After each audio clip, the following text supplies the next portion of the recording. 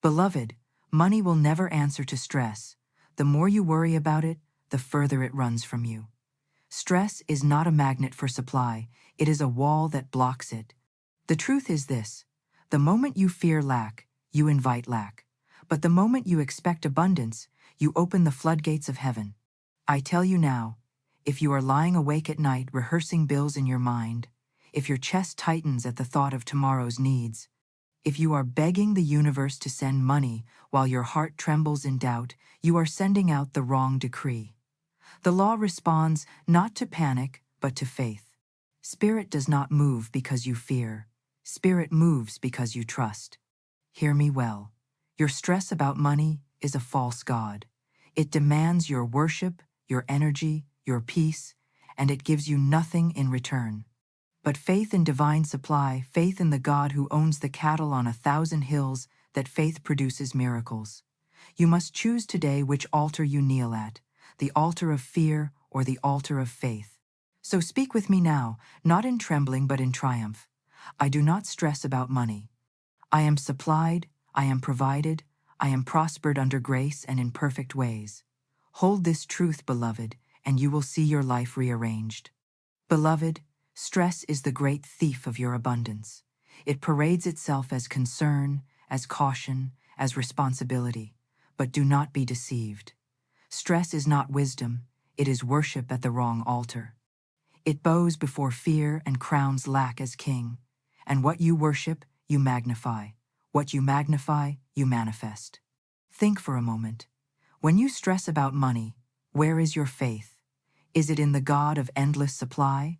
Or is it in the illusion of bills, debts, and numbers that seem too large to bear? Stress is misplaced faith. It is faith in shortage, faith in delay, faith in failure.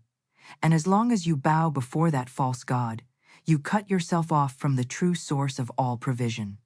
The law is simple. What you fear, you draw near. What you expect, you invite in. Stress is constant fear, rehearsed day and night. It says, what if the money doesn't come? What if I can't pay this? What if I lose everything? And as these words flow through your mind and out of your lips, you are writing invitations to lack. But listen closely, beloved. You do not have to live this way. Florence Scovel Shinn declared, fear is only inverted faith. It is faith in evil instead of good. Stress is nothing but fear stretched thin across your days. And fear, once unmasked, has no power. It is an illusion that crumbles when the light of truth shines upon it. The truth is that God is your supply, not man, not wages, not circumstance. If one channel closes, another opens. If one door shuts, heaven swings wide another. You are never without supply because you are never without God. Let me give you a picture. Imagine standing with your hands clenched tightly in fists. Inside those fists, you clutch worry, fear, and stress. Now imagine Spirit trying to pour blessings into your hands. Can you receive them with closed fists? No. Your grip must release. Stress is the clenched fist. Faith is the open hand. When you open your hand, when you let go of fear, the flow of supply rushes in to fill it. I have seen it countless times. A woman fears she cannot pay her rent, so she rehearses worry until it drains her strength. Yet the moment she surrenders and says, God is my supply, and supply is endless, suddenly a new source opens, an unexpected check arrives, an opportunity appears. Was it magic? No, beloved, it was law. Stress blocked it. Faith released it. Stress convinces you that you must carry the entire burden yourself. It whispers, if you don't figure this out, you'll fail. But faith says, rest. Divine intelligence is already arranging the way. Stress is self-reliance in disguise, but faith is God-reliance in truth. When you lean on your own understanding, the weight is crushing. But when you lean on the everlasting arms, you find peace and provision flowing freely. Hear me, money does not come because you worry over it. Money comes because you align with the law of supply. Worry repels it, trust attracts it. Stress is wasted energy, a counterfeit form of prayer that produces no answer. Each anxious thought is like knocking on a locked door, when all along there is an open gate behind you. Turn around, stop pounding on lack, and start walking through the gate of abundance. So how do you break the spell of stress? By declaring the truth louder than the lies. Each time your chest tightens at the sight of a bill, speak over it. This is already paid in full. God is my banker, Spirit is my source, and I do not stress about money. Each time you worry about tomorrow's needs, say boldly, my supply is endless, my provision is secure, money comes to me easily and on time. Replace every fear thought with a faith decree, and the false god of stress will crumble under your feet. Beloved, stress is not a badge of honor. It is not proof that you are responsible. True responsibility is alignment with divine law. True wisdom is knowing that your part is to speak the word, to expect supply, to walk in gratitude, and to leave the how and when to Spirit. Stress says, I must figure it out. Faith says, it is already figured out. Stress says, I have no way. Faith says, God makes a way where there is no way. Today, lay down the idol of stress. Refuse to worship it another moment. Lift your eyes to the true source, open your hands to receive, and speak the decree that will realign your life. I do not stress about money. I am supplied, I am prospered. I am provided for, under grace and in perfect ways. Let that be your anthem, your prayer, your shield against fear, and watch as the illusion of lack dissolves and the reality of abundance flows in. Beloved, one of the greatest secrets of divine law is what Florence Scovel Shinn called the law of substitution. It is the understanding that you cannot hold two thoughts at the same time. One must always drive out the other. Light and darkness cannot occupy the same space. Fear and faith cannot sit on the same throne. Stress and peace cannot rule the same heart. So if stress has claimed its place in your mind, you cannot beg it to leave. You must replace it. You substitute fear with faith, worry with decree, lack with abundance. This is the way to break the pattern. Every time you find yourself circling the same anxious thought, how will I pay this? What if I don't have enough? What if it doesn't come in time? You must immediately substitute it with truth. Declare boldly, I never stress about money. My supply is endless and always on time. Speak it, feel it, and see it until the worry fades into silence. Let me tell you this, nature abhors a vacuum. If you rip out weeds and plant nothing in their place, the weeds will return. So it is with the mind. If you silence worry without filling the space with truth, worry will creep back in. This is why substitution is so powerful. It ensures that what once was filled with fear is now filled with faith. Every time fear arises, you respond with decree, and in time, faith becomes your automatic response. Think of it this way. If a child is crying over a toy they lost, you do not only tell them to stop crying, you give them another toy, something greater, something that captures their attention. Soon the tears dry, and the smile returns. Beloved, your mind is that child. Stress is the broken toy. Faith is the gift placed in its hands. The moment you give it faith, the tears of fear vanish. Florence said, a person knowing the power of the word becomes very careful of his conversation. Why? Because words are the tools of substitution. When you hear yourself say, I can't afford this, you must immediately substitute. I have endless supply, and what is mine comes to me with ease. When you hear yourself say, money is running out, replace it instantly. Money flows freely to me, and I am always taken care of. The law works every time you apply it. You may say, but Florence, what if I don't feel it yet? Beloved, the feeling will follow the word if you persist. You cannot always control the first thought of fear, but you can control the second. You may not choose the shadow that tries to creep in, but you can light the lamp that sends it fleeing. Substitution is your lamp.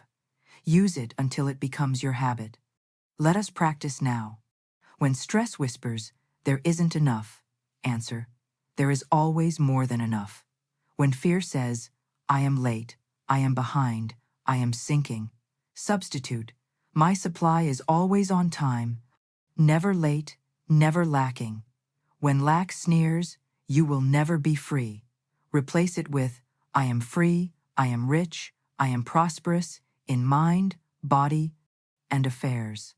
Each substitution plants a seed, and seeds do not remain seeds, they grow into harvests. Beloved, this is not pretending, this is aligning. You are not lying to yourself, you are reminding yourself of the truth Spirit has already declared. Stress is the lie, lack is the illusion, fear is the shadow. The truth is that you are always supplied, always guided, always cared for. Substitution is the way you shift your mind from the lie back to the truth. And do not grow weary if the substitutions are many at first. The soil of your mind may be overrun with weeds from years of worry, but every weed you pull and replace with faith is one step closer to a garden of abundance. In time, the weeds grow fewer, the flowers spread wider, and peace becomes the natural landscape of your soul. So here is your practice. Listen carefully to your own words. Catch the whispers of stress before they grow into shouts, and every time they appear, substitute immediately with a decree of truth. Train your tongue to serve faith, and soon your mind will follow. Train your mind to serve abundance, and soon your life will mirror it. Speak with me now, as a seal upon this section. I never stress about money. My supply is endless and always on time. Money flows freely to me, and I am always provided for under grace and in perfect ways. Let this substitution take root in you, and watch as fear loses its place, stress dissolves, and abundance takes its rightful throne. Beloved, the imagination is the workshop of spirit. What you see inwardly, you magnetize outwardly. This is why stress is so destructive. It forces you to rehearse lack in the theater of your mind. You picture bills piling higher. You imagine bank accounts running dry. You feel the weight of not enough pressing down on you. And because your inner vision is focused on shortage takes root in your affairs. But hear me clearly. You can turn the tide by painting a new picture. What you visualize with faith, you materialize with certainty. Florence Scovel Shinn taught that your word and your imagination must agree. The spoken word sends out the decree, and imagination clothes it in form. If you say, I am rich, but still see yourself in rags, the decree is weakened. But if you say, I am rich, and then see yourself clothed in plenty, walking in peace, living in abundance, then heaven rushes to confirm your vision. The two must walk hand in hand, decree and picture, affirmation and imagination. So let us practice now. Close your eyes, beloved, and imagine before you every bill that once caused you distress. See them not as weights upon your soul, but as slips of paper stamped boldly with red letters, paid in full. See the ink shining, feel the relief rising in your chest, hear yourself whisper, it is done. Do not see the mountain of debt, see the freedom of deliverance. Do not feel the chain of burden, feel the wings of release. Now, go further. Picture your wallet or your purse, not empty, not thin, but full, so full it hardly closes. See your bank account, the numbers not dwindling but multiplying. See the checks arriving, the payments flowing, the opportunities opening. Let your mind become a screen upon which Spirit paints provision. And do not only see it, feel it. Feel what it would be like to walk into a store without fear, to pay a bill without worry, to give freely without shrinking back. Feel the calm of knowing that money comes easily, that supply is always on time, that you are never left out, never forgotten, never in want. That feeling is faith clothed in emotion, and Spirit responds to feeling with the same force it responds to words. The law says, whatsoever things you desire, when you pray, believe you have received them, and you shall have them. To believe is not to wish, it is to feel as though it is already done. When you walk in the vibration of already mine, the outer world rearranges to match. The unpaid bill turns to paid, the empty hand turns to full, the worry turns to peace. So each time stress whispers lack, Do not argue with it. Close your eyes, speak your decree, and paint a new picture. Say aloud, "Money flows freely to me, and I am always provided for." Then imagine money flowing like a river toward you, streams of supply from every direction, covering every need, overflowing into every corner of your life. Say, "My supply is endless, my provision is secure." Then see yourself resting in peace, smiling with joy, walking in confidence. Beloved, your visualization is not fantasy, it is prophecy. You are not pretending when you imagine, you are planting seeds. Stress imagines disaster and reaps disaster. Faith imagines abundance and reaps abundance. Choose this day what picture you will allow in your mind, for the picture you hold is the harvest you shall see. Practice this daily. In the morning, before stress has a chance to enter, close your eyes and see the day already supplied. At night, before sleep carries you into dreams, see tomorrow's needs already met. Let your imagination be disciplined, not wandering to fear but anchored in faith.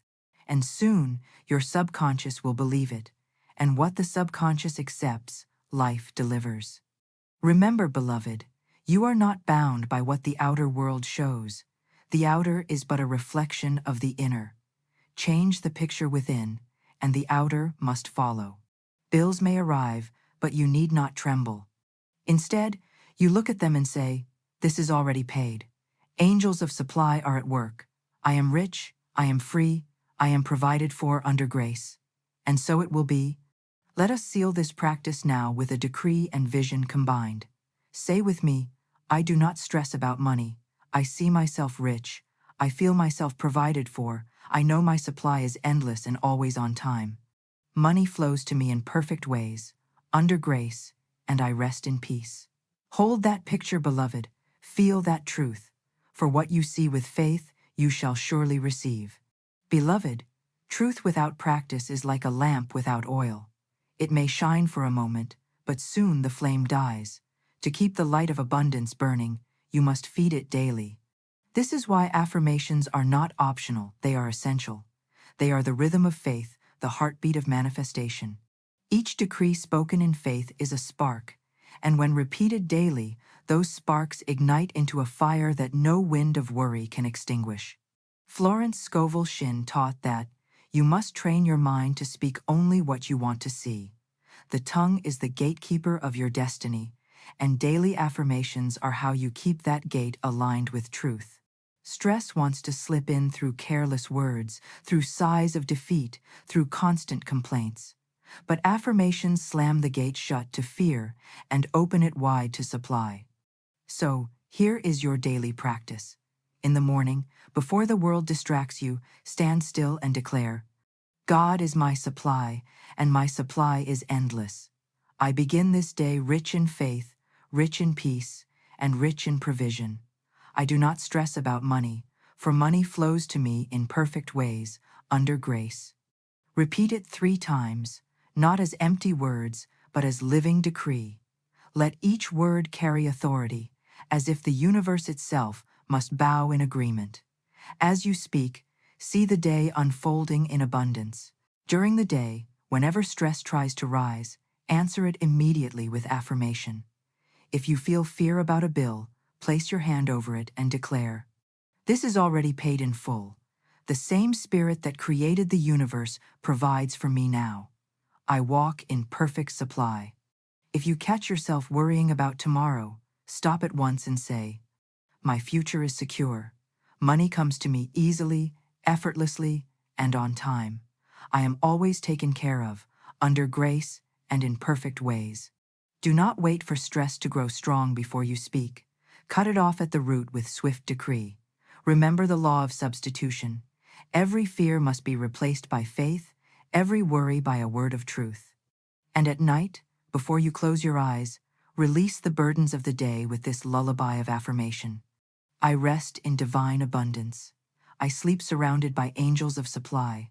No lack can touch me, no worry can bind me, for I am provided for as I dream. I wake refreshed, renewed, and rich in every way. Make these affirmations your companions. Write them on slips of paper and place them where your eyes will fall on your mirror, your wallet, your desk. Record them in your own voice and play them as you fall asleep. Whisper them as you walk, speak them as you drive, declare them as you cook. Let them become as natural as breathing. Beloved, repetition is not weakness, it is strength. The subconscious does not change by hearing truth once, but by hearing it again and again until it becomes the only truth it knows. Just as water, drop by drop, carves stone, so do affirmations, word by word, carve new realities in your life. Stress may have written its story on your heart for years, but affirmations rewrite it line by line until lack is erased and abundance remains. Let me give you a rhythm you can carry daily. I do not stress about money. God is my source, and supply is unlimited. Money flows to me freely and abundantly. All my bills are paid in full, under grace and in perfect ways. I live in ease, not struggle. I rest in faith, not fear. Wealth surrounds me. Prosperity fills me. Abundance follows me. Say them morning, noon, and night. Let them sink so deep that when stress tries to knock, these words answer instead. Remember this: affirmations are not begging, they are commanding. You are not asking the universe to consider your request. You are declaring what is already true by divine law.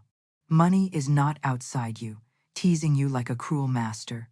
It is already yours in the unseen, waiting for your decree to call it forth.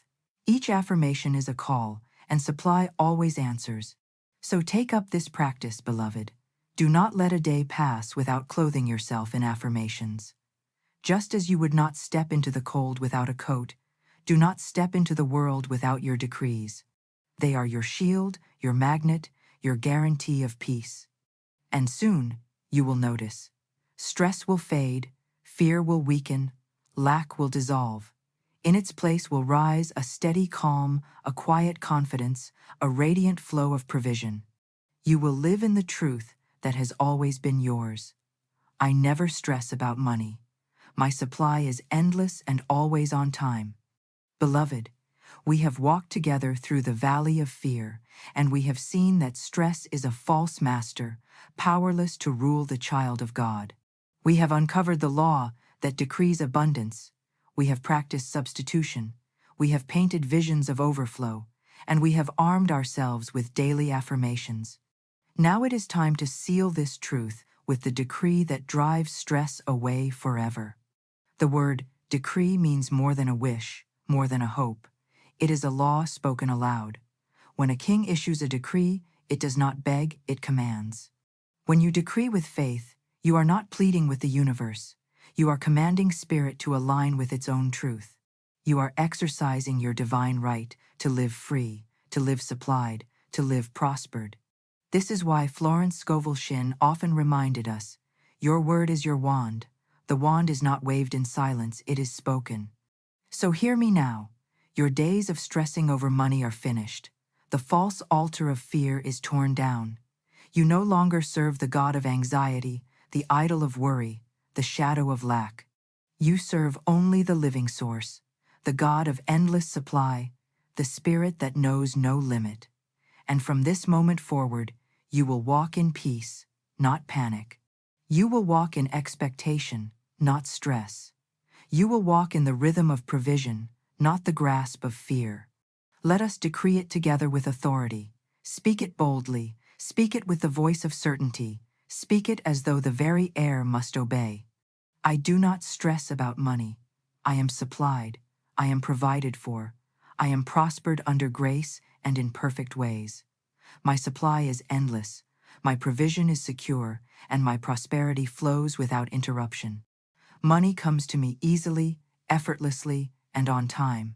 All that belongs to me by divine right cannot be withheld, and it arrives now in perfect form. Say it again, with greater force.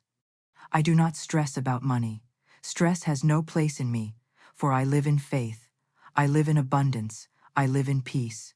God is my source, and God never fails.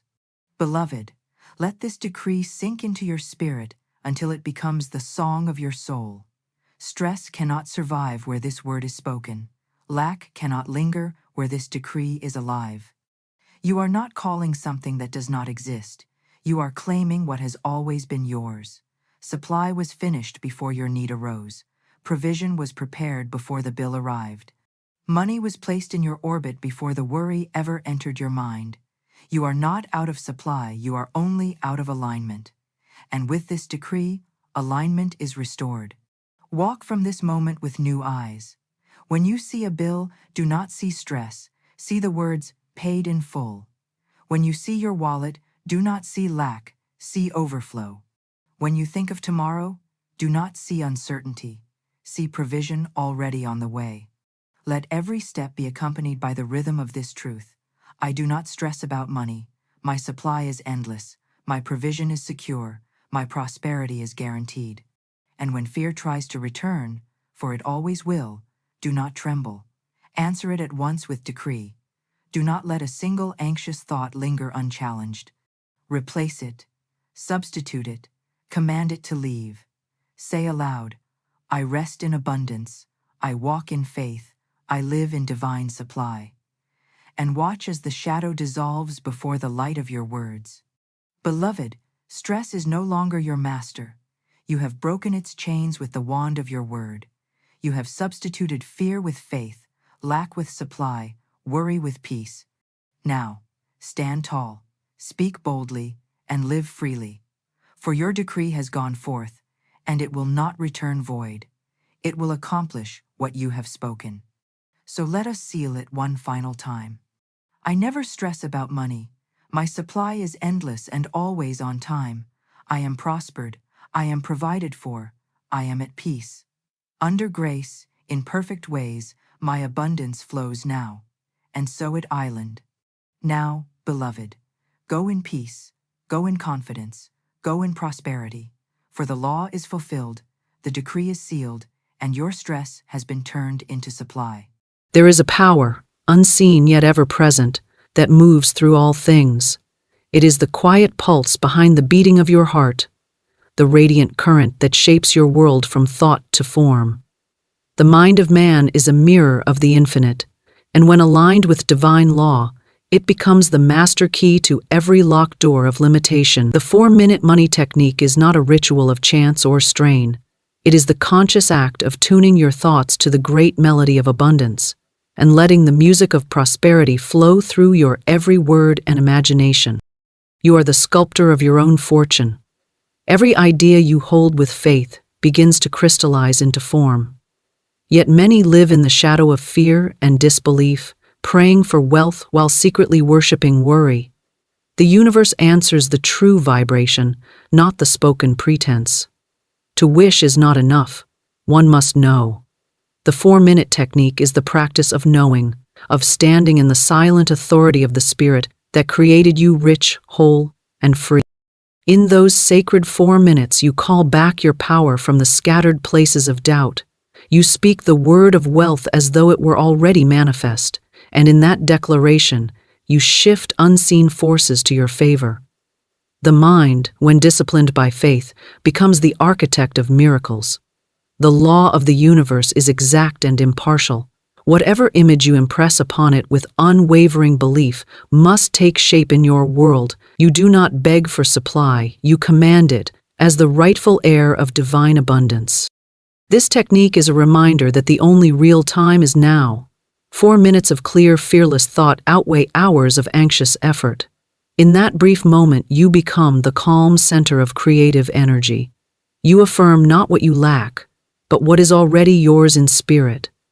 You may repeat silently, "All that is mine by divine right comes to me now. I walk in abundance, guided by perfect love and perfect law." As these words take root, old patterns of lack dissolve like mist before the sun. The secret is not in time, but in consciousness. 4 minutes of spiritual certainty can rewrite years of struggle. When you hold your mind in harmony with wealth, you draw wealth. When you feel gratitude for answered prayer, the universe rushes to prove you right. The 4-minute money technique is a doorway, not to greed but to freedom.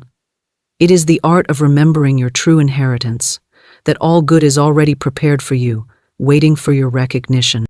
Each day, as you give 4 minutes to this divine practice, you weave a new pattern in the fabric of your destiny. You learn to think richly, speak richly, and expect richly. The invisible becomes visible, the wish becomes fact, and life responds like a faithful servant to the master who knows his own command. Thought aligned with divine law manifests abundance. For thought is the first movement of creation. Every visible thing was first an idea in the unseen. The house began as a thought in the builder's mind, the garden as a dream in the heart of the gardener, the fortune as a vision in the imagination of the one who dared to believe. The mind is the workshop of spirit, and through the divine alignment of thought, we draw to ourselves every circumstance, opportunity, and supply that corresponds to our inner vibration. The universe is not ruled by chance or chaos, but by perfect law, and thought, when harmonized with that law, becomes the instrument through which the infinite gives birth to form. Divine law is the law of order, of love, and of perfect balance. It knows no lack, no limitation, no delay. It moves without resistance, and all who think in harmony with it become channels of its abundant flow. Every thought carries a frequency, and that frequency summons its equal from the invisible reservoir of creation. When thought is impure, tainted by fear, doubt, or resentment, it sends out a discordant vibration that distorts the pattern of manifestation. But when thought is pure, radiant with faith, gratitude, and expectancy, it moves in rhythm with the divine current and draws forth the supply already waiting in the unseen realm. Man often imagines himself separate from this universal order, as though he were a wanderer cut off from the source of his good. Yet the truth is that he is one with it, a living expression of the same creative power that hung the stars in their places and carved the seas into form. When he aligns his thought with divine law, he ceases to struggle against the tide and allows the river of abundance to bear him easily toward fulfillment. His needs are met not by toil or striving, but by the effortless attraction of harmony. For just as the magnet draws the iron, so the rightly tuned mind draws its good without strain or pursuit. To think in alignment with divine law is to think truth instead of illusion. It is to see through appearances of lack and recognize the infinite substance beneath them. It is to know that there is no poverty in spirit, only abundance awaiting recognition. Thought is the bridge between the seen and the unseen, and through it man claims his inheritance. When the mind is centered in truth, it does not waver before outer evidence. It stands firm in the inner knowing that supply is ever present, that every right desire carries within itself the power of fulfillment, and that what belongs to one by divine right can never be withheld. Such alignment begins with awareness. The moment you observe your thoughts, you see whether they serve or hinder you. Every fearful image, every anxious projection, every unspoken word of limitation is a seed that will eventually bear fruit in the garden of experience.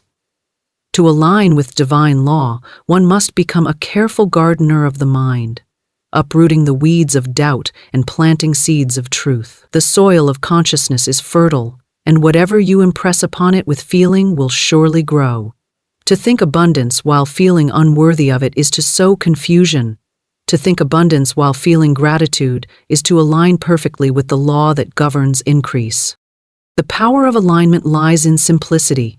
The universe does not require struggle or complexity. It responds to clarity and faith. A single, unwavering thought of abundance, held in the quiet conviction of truth, carries greater creative force than 1,000 scattered affirmations uttered in uncertainty. It is not the number of words that matters, but the purity of belief behind them. The divine substance is ever responding to belief. The moment thought and faith become one, manifestation begins.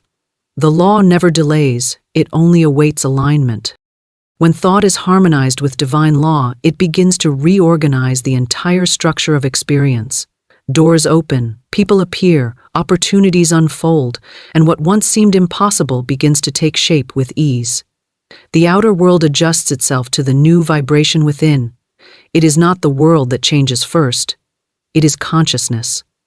The invisible thought, when charged with divine alignment, projects itself outward into circumstances, drawing whatever is necessary for its realization. That is why the wise do not chase after results. They cultivate the inner state that makes results inevitable. To think in tune with divine law is to think from the standpoint of truth, not from appearances. Appearances may show lack, but truth declares plenty. Appearances may whisper failure, but truth proclaims success. Appearances may threaten delay, but truth knows that timing is perfect under divine order. As one learns to think truth in the face of illusion, the illusion dissolves, and truth becomes visible in form. Every thought of confidence, every affirmation of divine sufficiency, every act of gratitude builds an invisible pattern of abundance that must sooner or later externalize. The mind is the meeting place of heaven and earth. In every thought lies the power of choice, to align with the higher law or to resist it. When you choose harmony, the forces of the universe rally to your side. You find yourself guided, protected, and provided for. The right people appear at the right time. Ideas come when needed, and what once seemed struggle becomes effortless flow. This is not coincidence, but the natural outworking of law. Divine law cannot fail. Only the thought that wavers can interrupt its current. The alignment of thought is not achieved through force, but through surrender. It is the quiet yielding of the personal will to the higher wisdom that governs all things rightly. It is the release of tension, the letting go of resistance, the gentle turning inward to the still place where abundance already is. When the mind becomes still and receptive, the intuition speaks and guidance comes. The next step reveals itself naturally, and each action flows from inspiration rather than anxiety. The aligned thought does not chase results. It rests in the assurance that results are inevitable. Abundance is not created, it is revealed. It has always been present in the infinite substance of spirit, awaiting only the recognition of the mind aligned with law. Lack is but the shadow cast by disbelief. The instant one turns toward truth, the shadow disappears. The act of aligning thought with divine law is therefore the act of remembering what has always been true, that the universe is complete, that supply is limitless, and that every soul is a channel through which that supply may flow freely. To practice alignment is to train the imagination to dwell only on what uplifts and expands. It is to hold before the inner eye the vision of prosperity, joy, and ease, until it becomes more real than any outer condition.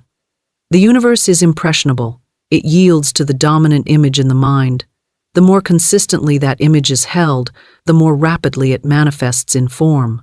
The law of correspondence operates without fail. As within, so without. The outer world must mirror the inner state. To think in harmony with divine law, therefore, is to command the outer world without struggle, for it can only reflect the tone of consciousness.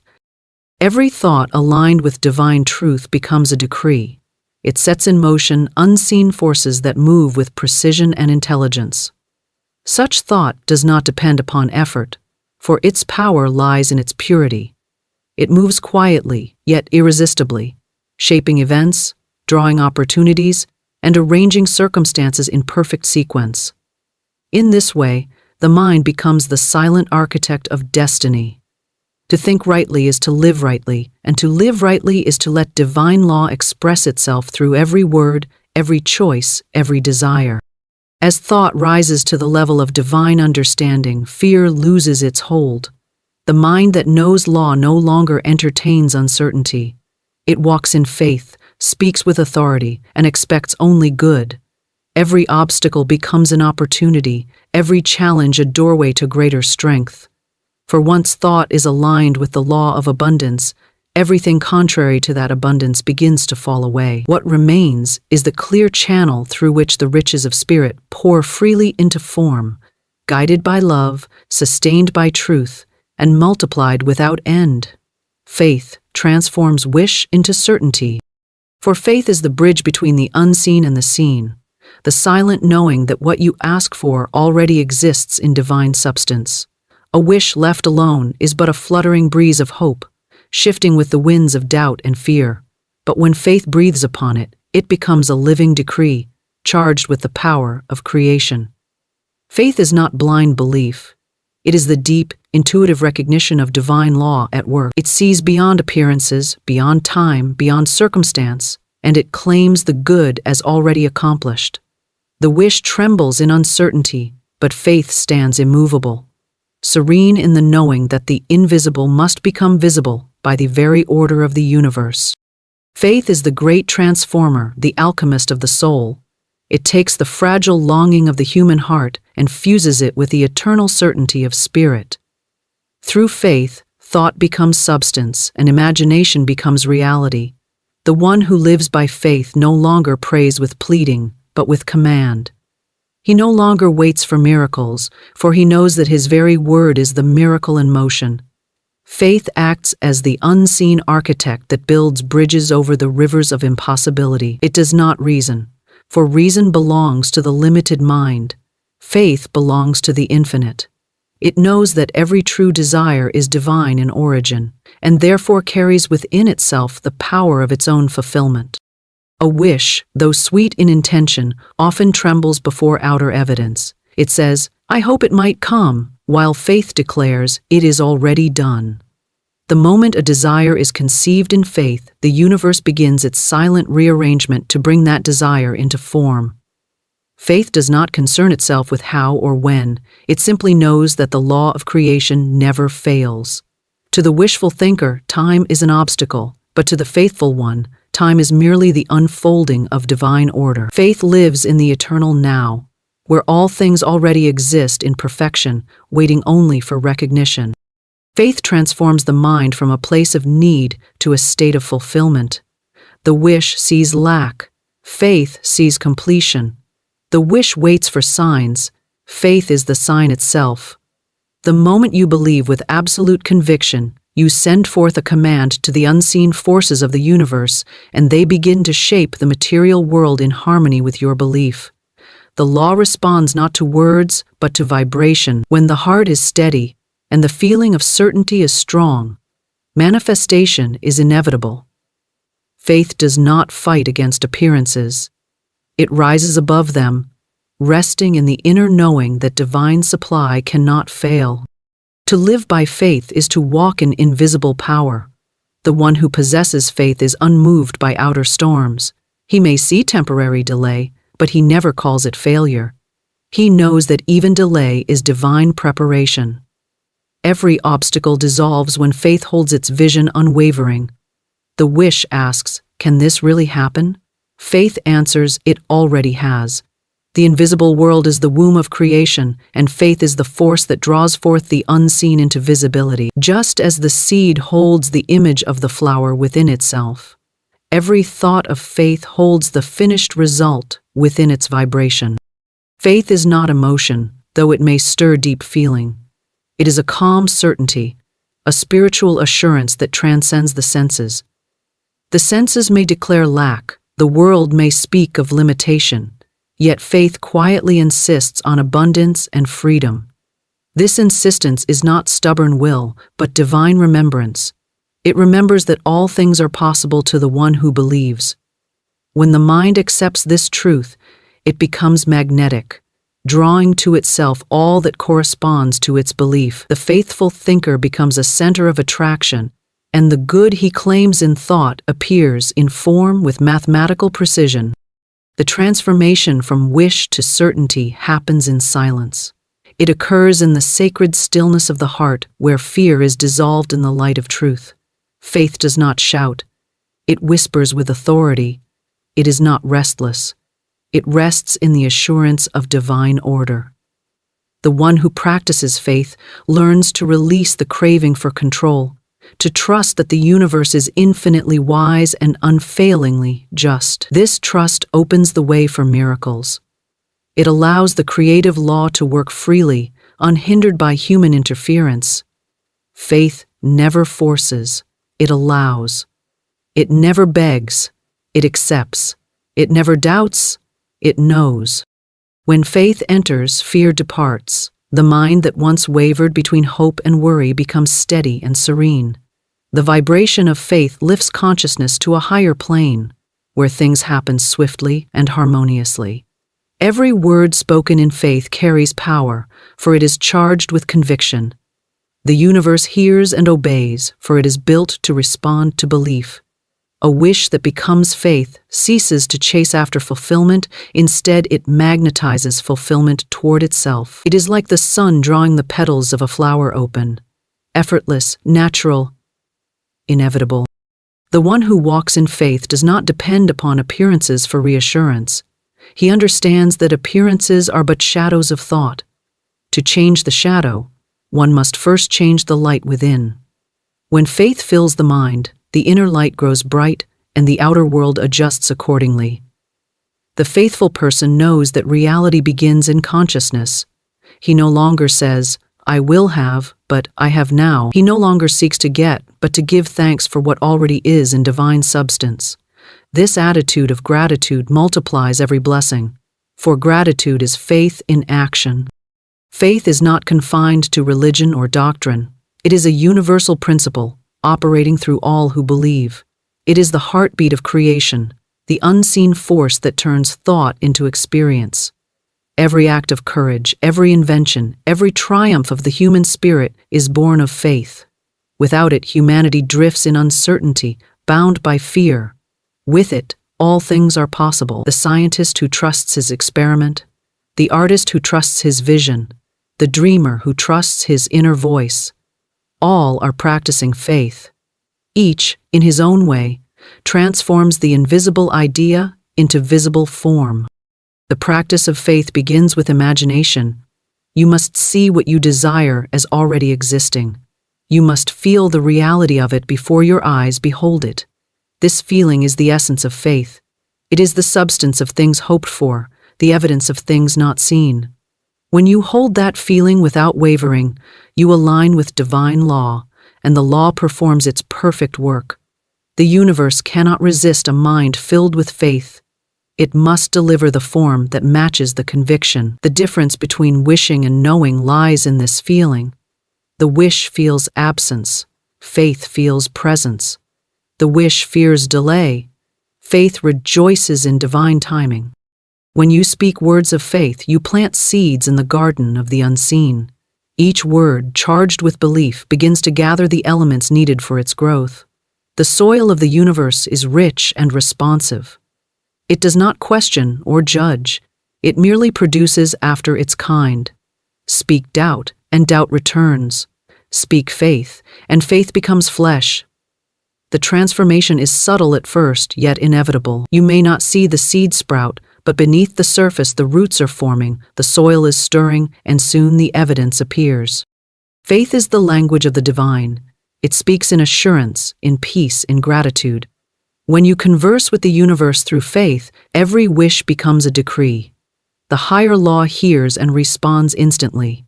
The faithful thinker need not strive to make things happen. He simply aligns, believes, and receives.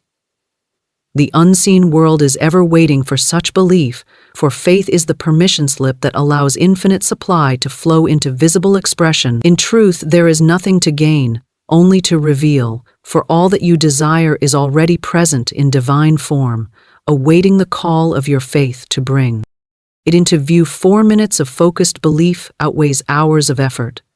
For the universe does not respond to the length of time one spends in thought, but to the intensity of conviction that fills the thought itself. The law of manifestation is not measured by duration, but by vibration. A single moment of absolute certainty, one instant of pure alignment with truth, can do more to change the course of a life than years of restless striving. In the silence of 4 concentrated minutes, the soul becomes a tuning fork for divine power, and through that focused channel, the invisible forces of supply and harmony rush forth to reshape the outer world. Time is only the servant of consciousness. When belief is perfect, time bends to obey it. Most people scatter their thought energy through doubt, distraction, and fear. They pray for hours, yet their hearts tremble with uncertainty. They act tirelessly, but their actions spring from anxiety, not faith. The 4 minutes of focused belief stand apart from such struggle, for in that sacred interval, the mind becomes still, the heart becomes calm, and the entire being aligns with divine law. When all forces within are moving in one direction, belief, word, and feeling, the universe can do nothing but respond. Those minutes are like the striking of a match in a dark room. The light does not fight the darkness, it simply appears, and the darkness vanishes. The human mind is capable of immense creative power, but that power is only effective when concentrated. Scattered thought produces scattered results. Focused thought, charged with faith, pierces through the layers of resistance and reaches the heart of divine substance, commanding it to take form. In those 4 minutes of belief, there is no effort, no struggle, no doubt. There is only quiet knowing. The mind does not beg for manifestation, it expects it. It sees the desired good as already present, already complete, already real. The more vivid that vision, the more swiftly it condenses into form. When belief becomes focused, it becomes magnetic. It draws to itself all that harmonizes with its vibration. The outer world begins to shift. People, opportunities, and events arrange themselves with uncanny precision. What once seemed distant moves near. What seemed impossible becomes natural. The 4 minutes of belief act as a command to the creative law, and that law, which never fails, moves instantly to obey. Just as the compass needle turns unerringly toward the north, the law turns toward fulfillment when directed by faith. The secret of power lies not in effort, but in clarity. The universe is a mirror, reflecting back the dominant thought of the mind. If that thought is clouded by doubt or mixed with contradiction, the reflection is distorted. But when the mind holds a single image, clear and luminous, the reflection appears perfect. The 4 minutes of focused belief are the time in which that image is held so steadily that no other thought intrudes. Every breath, every heartbeat, every feeling becomes a silent affirmation of its reality. The more fully you believe during those minutes, the more powerfully the law moves through you. It is not necessary to strain or to repeat endlessly. Repetition is only needed when the mind is uncertain. One clear, unwavering thought, charged with faith, accomplishes more than 1,000 hollow affirmations. The power lies not in the words themselves, but in the consciousness behind them. When the mind and heart are one, when thought and emotion unite in certainty, creation begins immediately. The 4 minutes of focused belief serve to gather all scattered energies and fuse them into a single ray of intent. That ray cuts through all barriers of time and circumstance. The reason so many efforts seem fruitless is that they are made without inner alignment. One may work diligently in the outer world while still holding thoughts of limitation within. Such effort is like rowing against the current. It produces exhaustion without progress. But 4 minutes of inner certainty reverse the current. They cause life to move with you instead of against you. Once consciousness is aligned, the outer actions that follow are guided, inspired, and efficient. Every step leads to fulfillment because the inner vibration has already decreed success. The power of these 4 minutes lies in their purity. During that time, you must think of nothing contrary to your desire. You must not question, analyze, or worry. You must simply know. You may close your eyes and visualize your wish as complete. Feel it, see it, breathe it. Imagine it surrounding you now. The more real it becomes in your feeling, the faster it takes shape in the outer world. The creative substance of the universe does not distinguish between the imagined and the real. It only follows the pattern you impress upon it with belief. Every master of spiritual law has known the secret of concentrated thought. They understood that one moment of divine realization outweighs years of study. The mind, when stilled and focused, becomes a direct conduit for the infinite.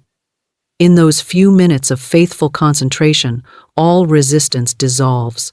The divine current flows freely, bringing into manifestation whatever image is held before it. It is not the length of meditation, but the depth of conviction that matters.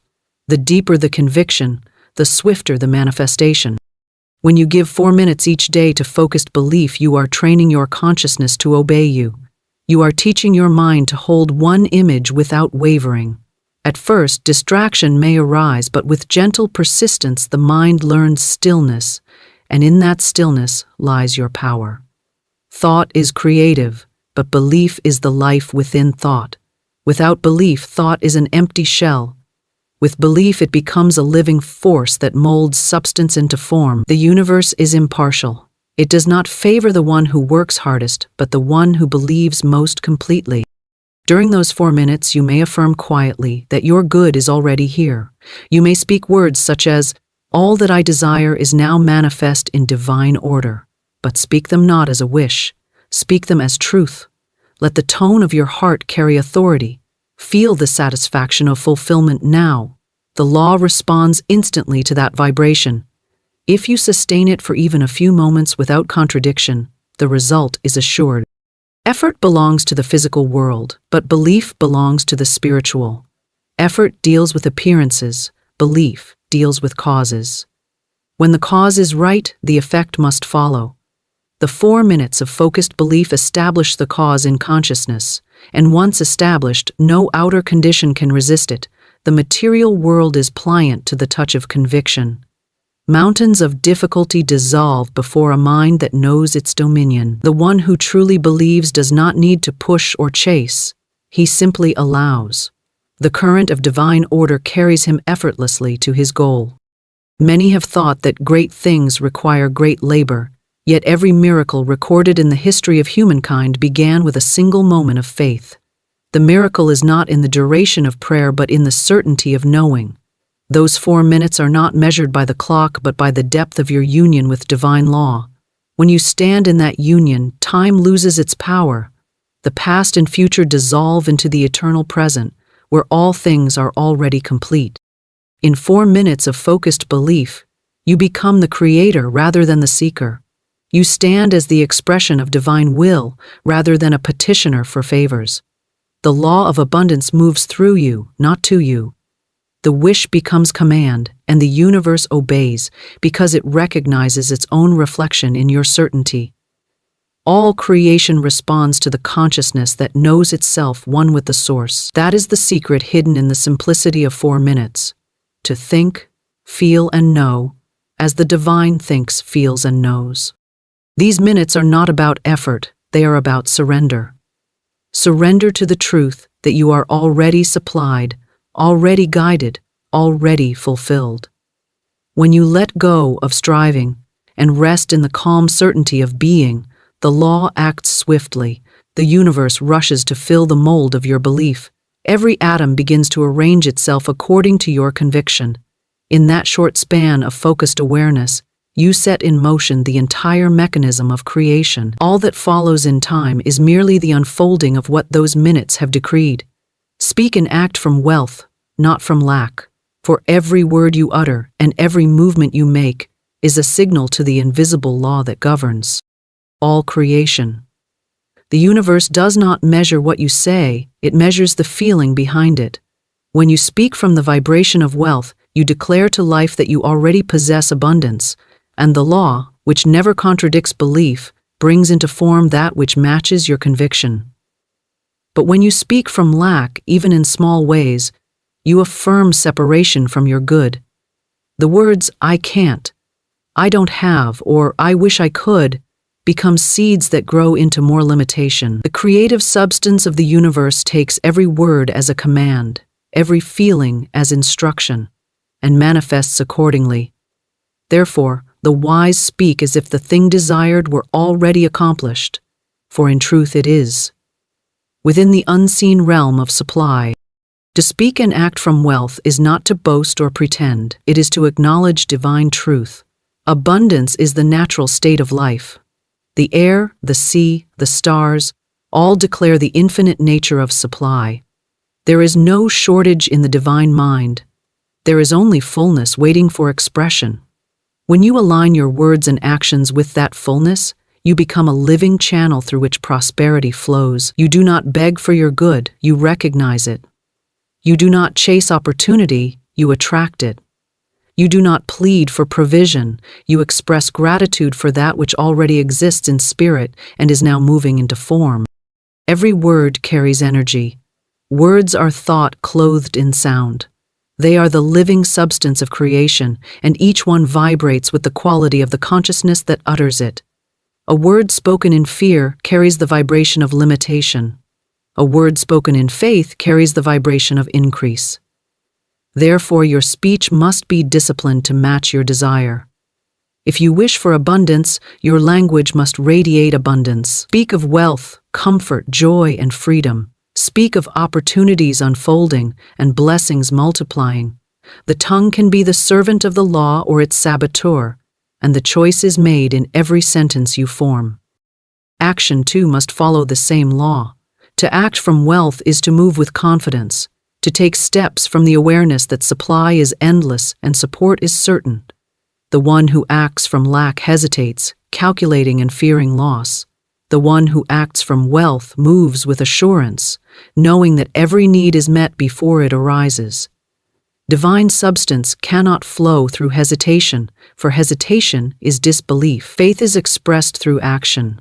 When you walk, speak, give, and create as if abundance were already established, the law confirms it in tangible form.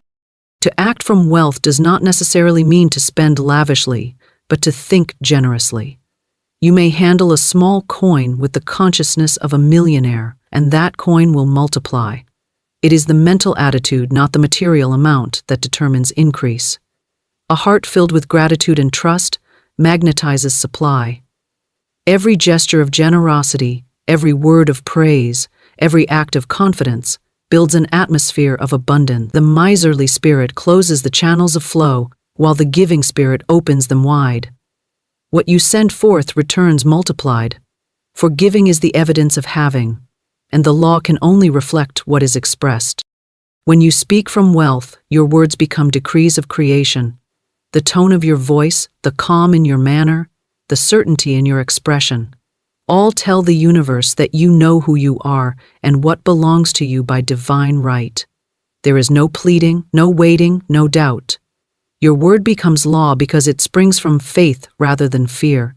The mind that speaks from wealth commands, while the mind that speaks from lack begs. Command is the language of the divine. Begging is the language of illusion. To speak from wealth is to stand in your rightful dominion as the heir of infinite supply. The great law responds to inner conviction more swiftly than to outer appearance. You may appear to have little, yet if your words are rich, your life will soon reflect it. You may possess much, yet if your words are poor, your fortune will shrink to match your belief. The outer world is but a mirror.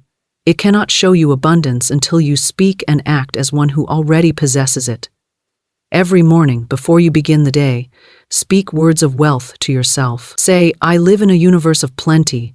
Divine substance flows freely through me. Every need is met before it appears.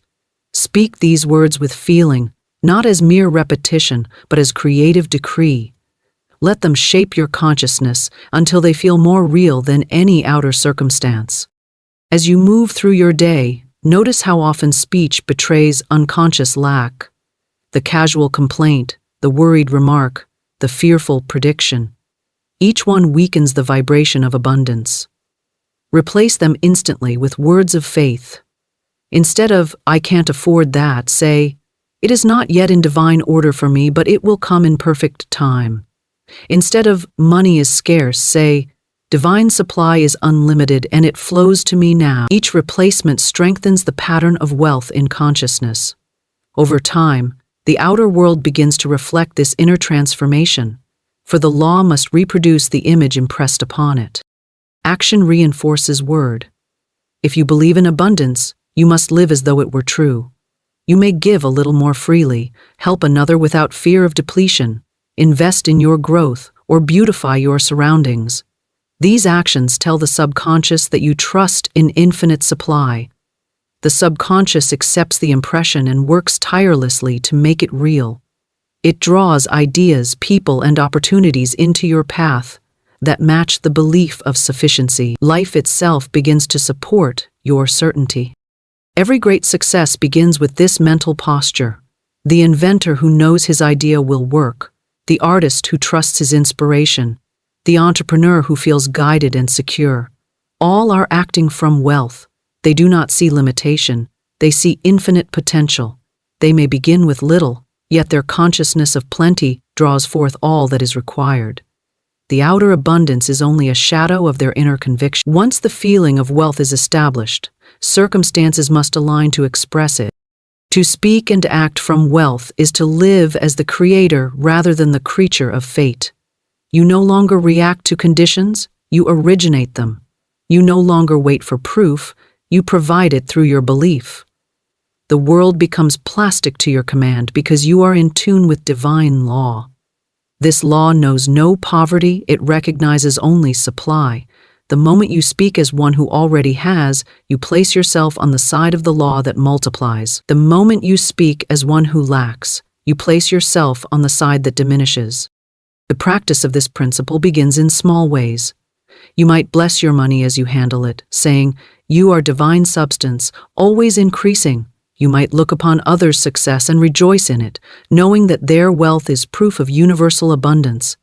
You might express gratitude for the simplest comforts, for gratitude expands every good. As this habit of rich thinking deepens, you find that your words naturally carry authority. People respond to you differently, opportunities appear, and your life takes on a rhythm of effortless flow. Speaking and acting from wealth requires inner discipline, yet it brings peace rather than strain. You are no longer pulled between faith and fear, hope and doubt. You become steady, calm, and magnetic. You trust the invisible supply so completely that every outer condition must align with it. Your words no longer describe your circumstances, they create them.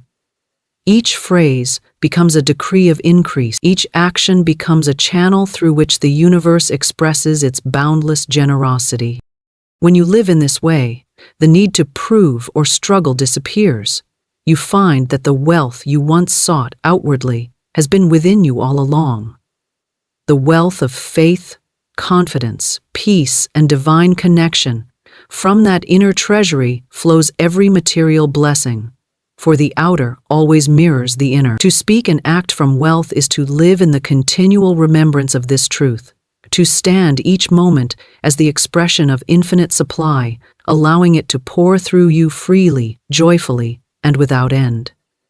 Gratitude seals manifestation into form, for gratitude is the final act of faith, the invisible bridge between the unseen and the seen. It is the silent acknowledgement that what you have asked for is already accomplished in divine substance and now unfolding in perfect order. When you give thanks before the evidence appears, you are declaring your trust in the unfailing law of creation. Gratitude is not mere politeness or emotional warmth. It is a spiritual vibration, a magnetic force that draws completion to the thought that conceived it. Every act of gratitude completes the circuit of manifestation, closing the gap between desire and fulfillment. It is the seal that fixes invisible substance into visible reality. When the heart is filled with gratitude, it cannot simultaneously hold fear or doubt. The grateful mind is calm, centered, and receptive. It does not wonder when or how the good will come, for it already feels the joy of possession. Gratitude is the language of divine certainty. It says, "I know that my good is here now, though I may not yet see it with my eyes." That feeling of knowing radiates outward and impresses itself upon the universal law, commanding it to take shape and form. Every word of thanks sends a signal of completion to the creative substance, and the law, recognizing the pattern, hastens to fulfill it. Many speak their desires with intensity but forget to give thanks. They plant the seed yet never water it. Gratitude is that water. It nourishes the seed of thought until it blossoms into reality. Without gratitude, even the strongest affirmation remains incomplete. The law responds most powerfully to the vibration of joy, and gratitude is joy made conscious. To be thankful is to stand in harmony with the divine order of increase. For the universe expands through appreciation. When you give thanks, you multiply your blessings, for what you appreciate, appreciate. The one who lives in gratitude lives in continual increase. His very presence becomes magnetic. People are drawn to him, opportunities seek him out, and life seems to conspire in his favor. Gratitude opens every door because it keeps the consciousness lifted to the level of abundance. To complain, on the other hand, is to shut the door to supply.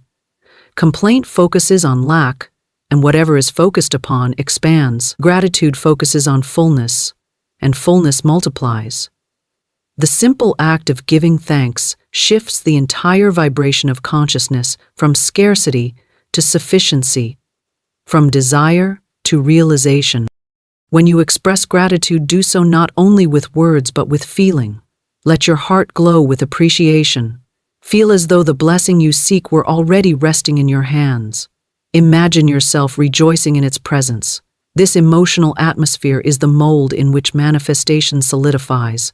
The universe reads feeling more clearly than speech, and gratitude felt deeply is a language the law cannot misinterpret. Every moment spent in sincere thanks strengthens the connection between thought and form, hastening the appearance of your desire in the visible world. To practice gratitude as a way of life is to dwell constantly in the atmosphere of fulfillment. Each morning before you speak or move, give thanks for the new day. Give thanks for breath, for opportunity, for guidance, for the unseen blessings preparing to reveal themselves. As you walk through your day, silently bless every person and every situation. When challenges arise, give thanks for the lesson they conceal. For gratitude transforms even difficulty into good. When you bless what appears to oppose you, it loses its power to harm and becomes the instrument of your advancement. Gratitude transmutes resistance into harmony. In the quiet of the mind, gratitude becomes a form of prayer beyond words. It is communion with the source, the soul's acknowledgement of its oneness with divine supply. The thankful heart no longer pleads or strives, it rests in assurance. It knows that it is already complete, already provided for, already guided. This inner state of satisfaction is not laziness or complacency, it is the fertile calm of spiritual confidence. From that calm arises inspired action, effortless and precise. Gratitude removes tension, for it replaces striving with serenity. It teaches the soul to trust the invisible laws that never fail. Every manifestation passes through 3 stages: desire, belief, and gratitude. Desire sets the image, belief energizes it. Gratitude completes it. Without the 3rd step, the process remains unfinished, for the vibration of thankfulness anchors the creation in the material plane. The moment you give thanks, you accept possession. Acceptance releases resistance, and resistance is the only barrier between thought and form. Many delay their own good by postponing gratitude until the evidence appears. The wise begin with gratitude, and thus bring evidence swiftly into being. Gratitude also multiplies what you already have. When you give thanks for the smallest blessings, you tell the universe that you recognize abundance in every form. Recognition is expansion. Whatever is recognized grows stronger. When you notice beauty and give thanks for it, beauty multiplies in your life. When you appreciate harmony, peace deepens around you.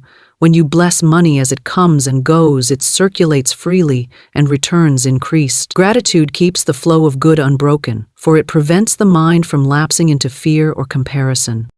To live without gratitude is to live in separation from the source. The ungrateful mind sees only absence, and so it creates more absence. It demands proof and therefore remains unproven. Gratitude, by contrast, affirms connection. It knows that the giver and the gift are one. The thankful soul never feels abandoned, for it perceives divine order in all things. Even delay is seen as preparation. Even loss is seen as transformation. Through gratitude, the soul rises above the narrow view of circumstance and enters the clear atmosphere of truth.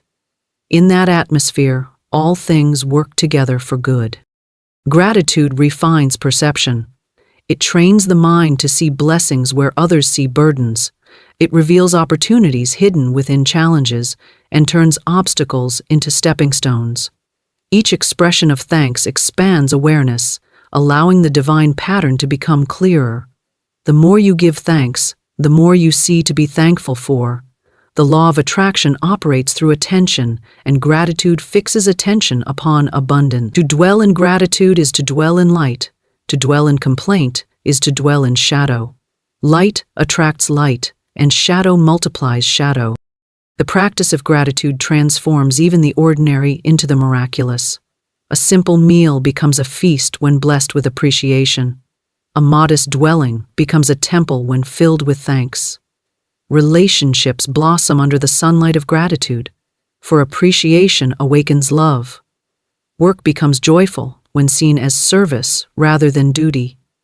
Health improves when one blesses the body with gratitude instead of criticizing it. Every area of life responds to this higher vibration, for gratitude aligns the human heart with divine rhythm. It is impossible to overuse gratitude. The more it is practiced, the greater its power. You may keep a silent rhythm of thanks in your mind as you move through daily tasks. Each breath can carry the quiet thought, "Thank you." Each moment can become a reminder that you live in a universe of plenty. When you look upon your surroundings with this awareness, they begin to change. Conditions adjust themselves to reflect the inner atmosphere of appreciation. The outer world mirrors the heart that sees abundance everywhere. Gratitude also acts as protection.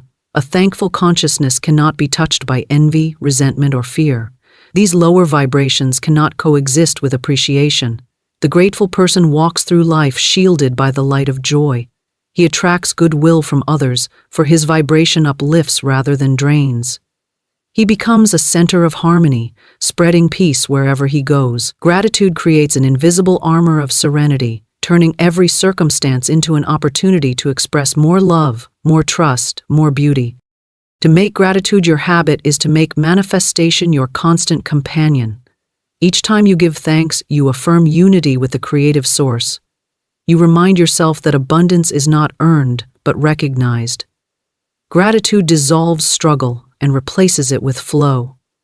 It teaches the soul to rest in divine timing, knowing that every desire is fulfilled the instant it is conceived in faith. Gratitude is the seal, the final word of creation, the silent affirmation that what was once invisible is now certain and complete in the infinite order of good. Breathe in deeply, not a forced breath, but a gentle, willing invitation.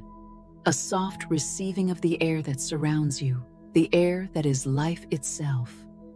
Let this breath anchor you, not to the world outside with its demands and its noise, but to the sacred, silent world within. Feel the cool, clean current of peace as it enters, a silent promise of stillness, a soft signal to every cell in your body that it is time to let go. It is safe to let go now. And as you exhale, a long, slow, complete release, feel the very weight of the day dissolve. Imagine the tension that has been stored in your shoulders, your jaw, your brow, melting like ice in the warm spring sun. Feel it turning to liquid and flowing down, down, and out of your body, returning to the earth. Let it all go. Release the lists, the schedules, the worries, the conversations replayed endlessly in your mind. Release every thought, every feeling, every energetic signature that does not serve the holy peace of this present moment. You do not need to carry them into your rest. You are free. You are safe now. You are guided now. You are held in a love that asks for nothing in return. You are being prepared to receive. This is your sacred hour, the time when the noise of the world finally fades into a distant hum, and the truth of your spirit can at last be heard. It speaks not in words, but in feelings. A feeling of peace, a feeling of calm. The veil between the seen and the unseen is thin here, in the quiet sanctuary of your rest. The conscious mind, the tireless guardian that has worked so hard all day to protect you, is growing quiet now. It is hearing this lullaby of peace and agreeing to stand down. And as it quiets, your soul, the eternal, magnificent part of you, awakens to its native tongue, the language of peace, of trust, of effortless receiving.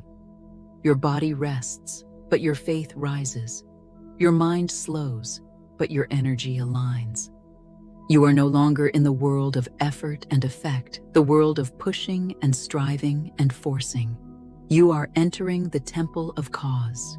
You are stepping into the fertile, dark, sacred soil of the garden of belief, where the seeds of your beautiful tomorrow are planted tonight. In this holy stillness, your entire being becomes a magnet, not through striving, but through a deep and total surrender that is the highest form of power. You become a magnet for peace, for healing, for prosperity. You begin to vibrate gently with the frequency of your highest good, the frequency of wealth, not as a possession to be chased, but as a divine flow to be allowed. You are not chasing money. You are no longer running on the exhausting treadmill of lack, hoping to catch up to a blessing that always seems just out of reach. No, that story is over. It was a story you learned, but it was never your truth. Tonight, you are still. You are the calm, radiant center of your own universe. And in your stillness, you become the powerful, silent beacon that calls your good home to you. You attract it. You allow it. You invite it into every corner of your life with the quiet, settled confidence of a queen awaiting her rightful and long overdue inheritance. You are tuned to the frequency of overflow, not by effort, but by divine alignment. This is the divine paradox, the sacred secret that the world of struggle cannot comprehend. The more you rest, the more you receive. The deeper your peace, the faster heaven can work on your behalf. The more you surrender the need to control every outcome, the more the universe rushes in to support you in ways you could never have orchestrated on your own. You are not lacking. You are not behind. You are not forgotten. You are simply remembering the divine rhythm of increase, a rhythm as natural and as necessary as your own heartbeat. You are returning to the truth that was encoded in your soul before you ever took a single breath in this world. And now, as your body surrenders to the softness of your bed, as you feel the gentle weight of the blankets becoming a comforting embrace, as the muscles in your jaw and your shoulders finally, truly let go, let these words become the new law of your life. They are not empty wishes spoken into the dark. They are decrees of power, written with the invisible ink of faith. They are clear, loving instructions for your faithful servant, the subconscious mind, which is now open and listening in this peaceful state. These words are spoken into the unseen, declared into the silence, and sealed by a faith that knows it is already done. In this quiet space, let my words become your own. Feel them. Don't just hear them. Let them sink beneath the surface of your skin, seeping like a healing balm into the rich soil of your soul. Repeat them in the silence of your heart. I now receive large, consistent, and joyous sums of money, without struggle or strain. It flows to me freely, from expected and unexpected sources, for the highest good of all. I do not chase money. Money is a current of divine energy. It honors me. It seeks me. And now, it finds me, easily and gracefully. Let these words be the gentle lullaby that carries you into the deep, the place where dreams are not fantasies, but divine instructions from the part of you that knows all things, the place where sleep becomes sacred soil, and your rest becomes the very womb for your miracles. Tonight, you are resting in riches. Tonight, you are prospering in peace. Tonight, you are divinely aligned with overflow. Now, let us begin the sacred decree. Let us speak it together softly into the listening heart of the universe. I am open and ready to receive large sums of money while I sleep. This truth is no longer a distant wish, a hope for a far-off future that may or may not arrive. It is a spiritual fact, a law of my being, anchored in the unshakable foundation of divine principle. As I close my eyes to the outer world, I open the inner eye of my spirit. As my body softens into this deep and profound stillness, my energy rises effortlessly into perfect divine alignment. I am no longer operating from the limited law of effort. I am now living under the limitless law of grace. I do not force, I allow. I do not chase, I attract. I do not strive, I believe. The immutable law of circulation is alive and awake within me. Think of your own breath. You give away the exhale without a moment's fear, without demanding a receipt, trusting completely that a new breath will be given to you. So it is with all of life's good. I acknowledge with a grateful heart all that I have given, my time, my love, my energy, my hope, given with a joyful and open spirit. And now what I have given shall return to me, not in equal measure, but multiplied. For that is the generous, abundant nature of the divine. It is written, "Give, and it shall be given unto you. Good measure, pressed down, shaken together, and running over." In this moment, I claim my inheritance. I accept my portion. I receive the running over. I make room in my heart, my mind, and my life for the overflow. I am expanding my capacity to hold good. This is the sacred hour where spirit speaks louder than circumstance. This is the holy moment where the unseen reality is more real, more powerful, more true than the reality that is seen with physical eyes.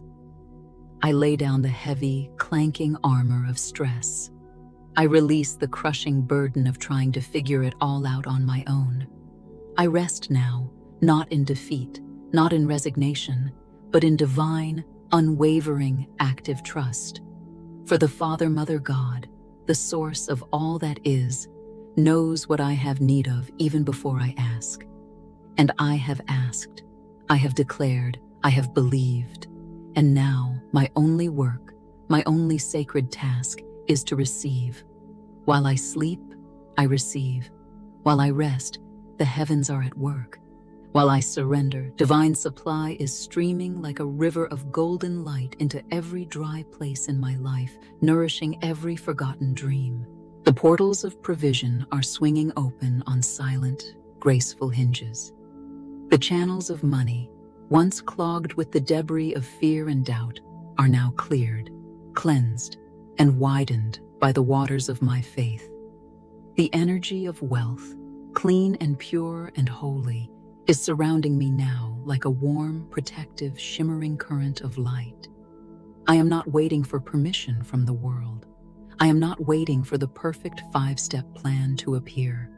I am resting in the perfect, eternal, unchanging rhythm of God's abundance. The source of my supply is not limited by my job, by the economy, by the opinions of others, or by the stories of my past. The source is not limited by human logic. It is governed only by truth. And the truth is, I am one with unlimited, unfailing, infinite supply. I am a direct heir to the unimaginable riches of the kingdom, and the kingdom is within me, right here, right now. I am open and I am ready. I am no longer doubtful. That part of me has dissolved in this profound peace. I am no longer afraid. That energy cannot exist in this high frequency of love. I am no longer hiding behind the stories that kept me small. I bless them for the lessons they taught me. I honor the protection they tried to offer, and I release them now with infinite gratitude. I am ready to be enlarged in my capacity to receive. I am ready to prosper in ways that bless my soul and the souls of others. I am ready to be trusted with more, not because I am desperate for money, but because I am deeply aligned with my sacred purpose of divine stewardship. What flows to me is destined to flow through me. What blesses my life is meant to bless the lives of others. What enriches my home extends into my community and into generations to come, creating a legacy of love and generosity. For it is written, "The blessing of the Lord It maketh rich, and he addeth no sorrow with it. I receive this sorrow-free blessing, this wealth that comes with a peaceful heart, this prosperity that enhances my joy and deepens my connection to the divine. I speak these words with the quiet power of my soul. I breathe with the deep intention of my spirit. I declare with the absolute certainty of my awakened heart. I am open and ready. My vibration is rising effortlessly into perfect agreement with abundance. My subconscious mind is listening, and it is joyfully reprogramming every cell, every old belief, every shadow of past fear. My nervous system is releasing the cellular memory of lack. It is no longer holding the tension of survival. It is remembering the deep, calm, eternal truth of divine provision. My energy is no longer resisting overflow. It is a gentle, welcoming harbor for it. My soul is no longer pleading with a distant God. It is praising the divine presence that lives and breathes within me, closer than my own breath. I praise now. I praise in advance of the evidence. I praise while I sleep. Because faith is a form of praise. Faith praises before it sees, for it knows that the seeing is simply the final step of a process that began long ago, in the moment of pure belief. Every breath I take brings me deeper into the feeling of receiving. Every beat of my heart aligns me more perfectly with the rhythm of riches. Every moment of this sacred rest is a powerful, silent declaration of my unwavering trust. I am not worried. I am not watching the clock of the world. I am not waiting in anxious anticipation. I am resting in the center of the miracle that is already, silently, powerfully unfolding. The angels of abundance are at work. The answers to my prayers are on their way. The money is moving toward me now, from all directions. The favor of God is flowing like a mighty river. The gates of my good are opening wide, and they will not be shut. I am open and ready. I do not need to know how. That is the work of divine intelligence. I do not need to know when. That is the work of divine timing. I only need to agree with the unshakable truth that it is already done in the realm of spirit. And what is done in spirit must, by immutable law, manifest in form. I receive in my sleep what I once strived for in the day. I receive through alignment what I once tried to earn through exhaustion. I receive through peace what I once believed required pressure. For his yoke is easy, and his burden is light. So I let the weight go. I feel it lifting from my shoulders now, floating away like a cloud. I let the fear go. I feel it dissolving from my heart, like sugar in water.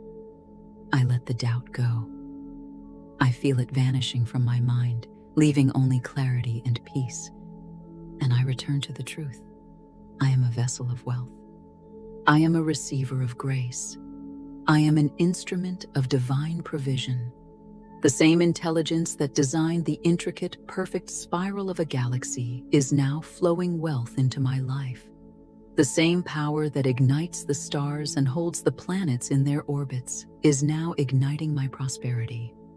Large sums of money are not far away. They are not limited to a select few. They are not locked behind doors I cannot open. They are here. They are near. They are mine by divine inheritance. My name is written on provision. My name is etched upon favor. My name is known in the storehouses of abundance. I receive it now. I welcome it now. I rest in it now. And as I drift deeper and deeper into the velvet darkness of sleep, I go deeper and deeper into agreement. Money flows to me freely, frequently, and peacefully from known and unknown sources. There is no strain in its arrival. There is no resistance in its movement. It is not blocked. It is not delayed. It is not denied. It flows to me as naturally as my own breath. It is as effortless as the air I receive with every inhale. It comes to me as surely as the tide returns to the shore, pulled by a power it does not question. It blesses me as gently as this profound peace that now surrounds and fills me. I am no longer entangled in the illusion that money must be earned through pain, suffering, or self-sacrifice. I am no longer enslaved to the generational patterns of pressure and pursuit. I live under a new law now, a higher law, the law of ease, the law of divine flow, the law of infinite supply. What I once chased now comes to me. What I once feared now blesses me. What I once doubted now proves itself faithful again and again and again. I am walking in the gentle current of divine provision. I am living in the steady, life-giving stream of consistent supply. I do not make money happen. I allow it to happen. I do not force it to come in. I open the door of my heart and let it pour. For it is written, "The earth is the Lord's, and the fullness thereof." And I am a beloved royal heir to that fullness.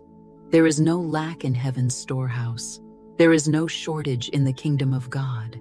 Therefore, there can be no permanent lack or shortage in my life, my experience, my reality.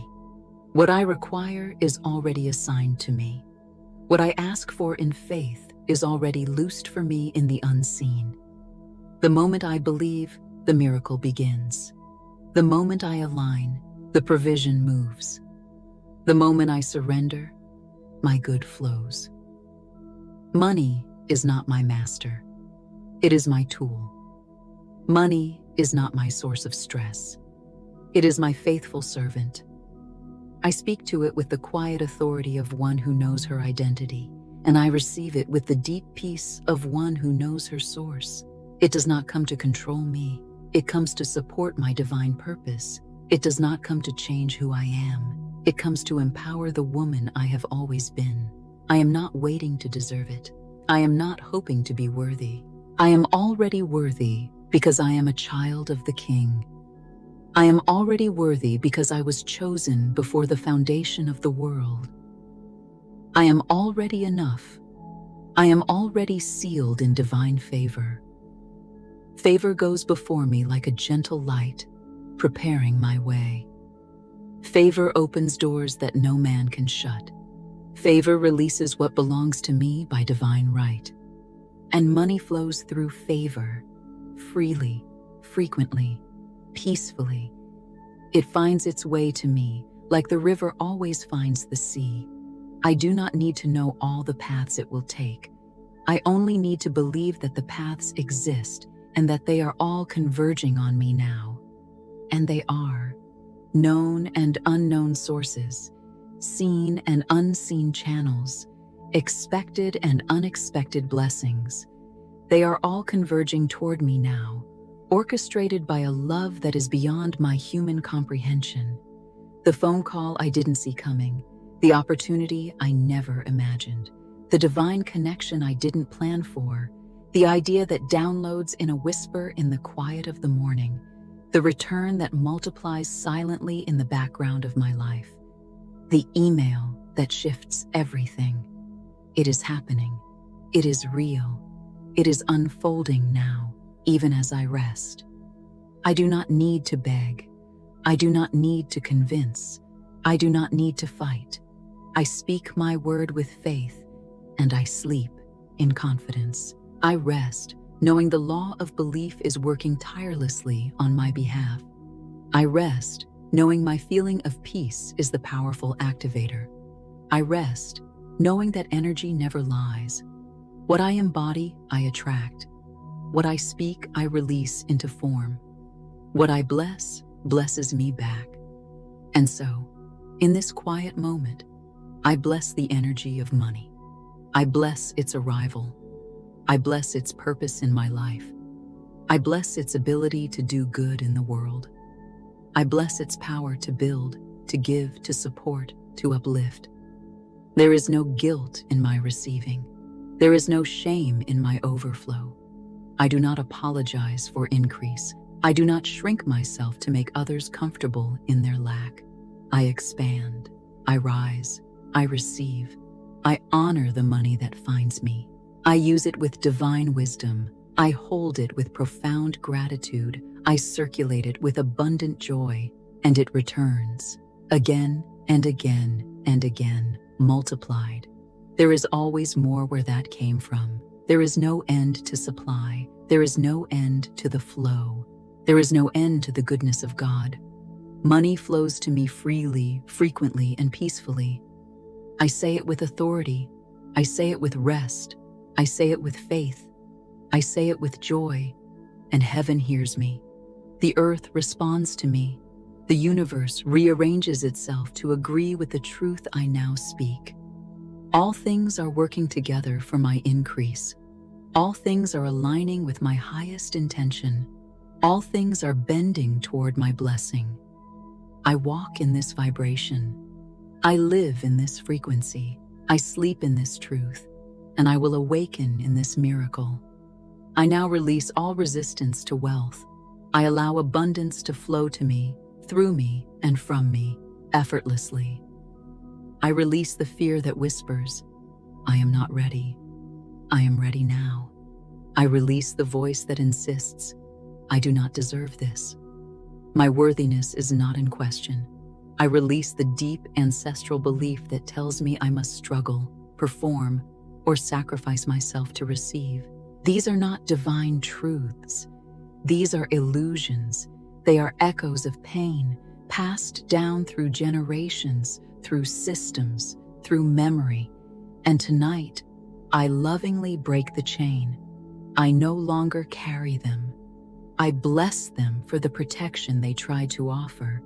I thank them for the lessons they brought, and now, with love, I let them go. They are not mine to hold. I am returning to the original design, the one etched into my spirit by the hand of the Creator. I was made for abundance. I was born into a divine inheritance of more than enough. Wealth is not against me. It is not hiding from me. It has been waiting patiently for my conscious agreement. And I agree now. I agree in my soul. I agree in my thoughts. I agree in my energy. I agree in my vibration. I agree by surrendering the last remnants of tension in my body. I agree by releasing the worry that was tied to my breath. I agree by dissolving the fear that was lodged in my chest. I surrender the doubt I learned from past experiences that were rooted in a belief in lack. I surrender the guilt that was never mine to carry. I do not need to resist what wants to bless me. I do not need to protect myself from my own increase. I do not need to fear the good that is already flowing toward me. I was made for this. My heart is built to hold this much joy. My life is ready for this level of expansion. My spirit is unclenching. My soul is relaxing into its natural state of wealth. My gates are opening. Abundance is not a force I must conquer or control. It is a river, and my only work is to yield to its current. It is a divine rhythm, and my only work is to learn its gentle dance. It is a holy frequency, and my only work is to dwell within it. When I stop resisting, I begin receiving. When I stop blocking, I start attracting. When I stop overthinking, I awaken to what is already here. This is the sacred law of allowance. Do not mistake this stillness for inaction. This is the highest form of spiritual action.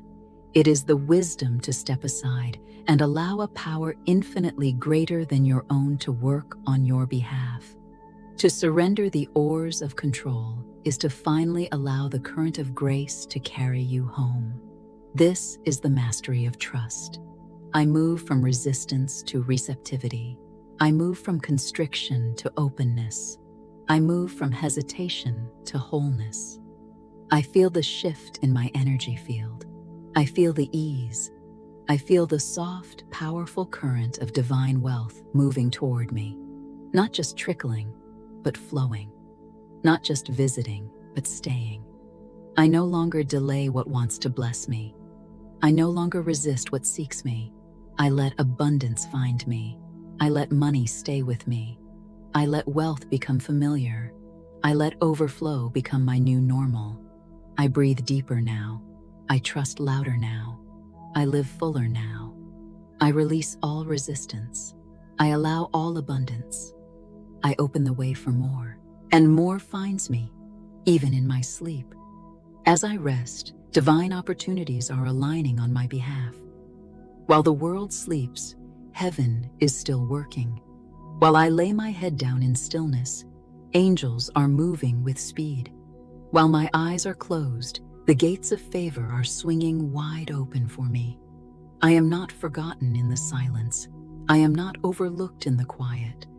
I am being prepared, positioned, and prospered by unseen, loving hands. I no longer need to see everything to believe in the one thing that matters, the goodness of God. I trust the invisible orchestration. I trust that every divine opportunity is finding its perfect time and its perfect path to reach me. Rest is not weakness. Rest is spiritual power in its purest form. Rest is a radical declaration of abundance. Rest says, I know my provider is working, even when I am not. Rest says, I believe in miracles I cannot manufacture on my own. Rest says, I trust divine timing more than my own timeline. Tonight, I surrender every clock. I release every deadline. I let go of every anxious comparison. I make room for divine opportunity. I make space for acceleration without stress. I open myself to be chosen, to be favored, to be promoted without human explanation. I allow what is mine to find me easily. I allow the seeds I have planted in faith to grow without digging them up with worry. I allow the sacred law of gestation to deliver its promise in fullness and perfection. I am covered while I sleep. I am carried while I dream. I am positioned while I pause. I do not miss what is for me. I do not sabotage what is mine. I do not resist the blessing. I welcome it, even in rest, especially in rest. For rest is the womb of manifestation, and I am resting now in the absolute certainty that divine opportunity is unfolding perfectly. My subconscious mind is a powerful and obedient magnet for prosperity and overflow. Even while I sleep, it listens. Even in the stillness, it absorbs. Even in the deepest silence, it responds to truth. I do not need to be awake for my spirit to receive its instructions. I do not need to be active for the laws of abundance to work for me. I am always creating, always attracting, always aligning, because the deepest part of me is always, always listening. And tonight, I speak life into that listening. I speak wealth into the unseen.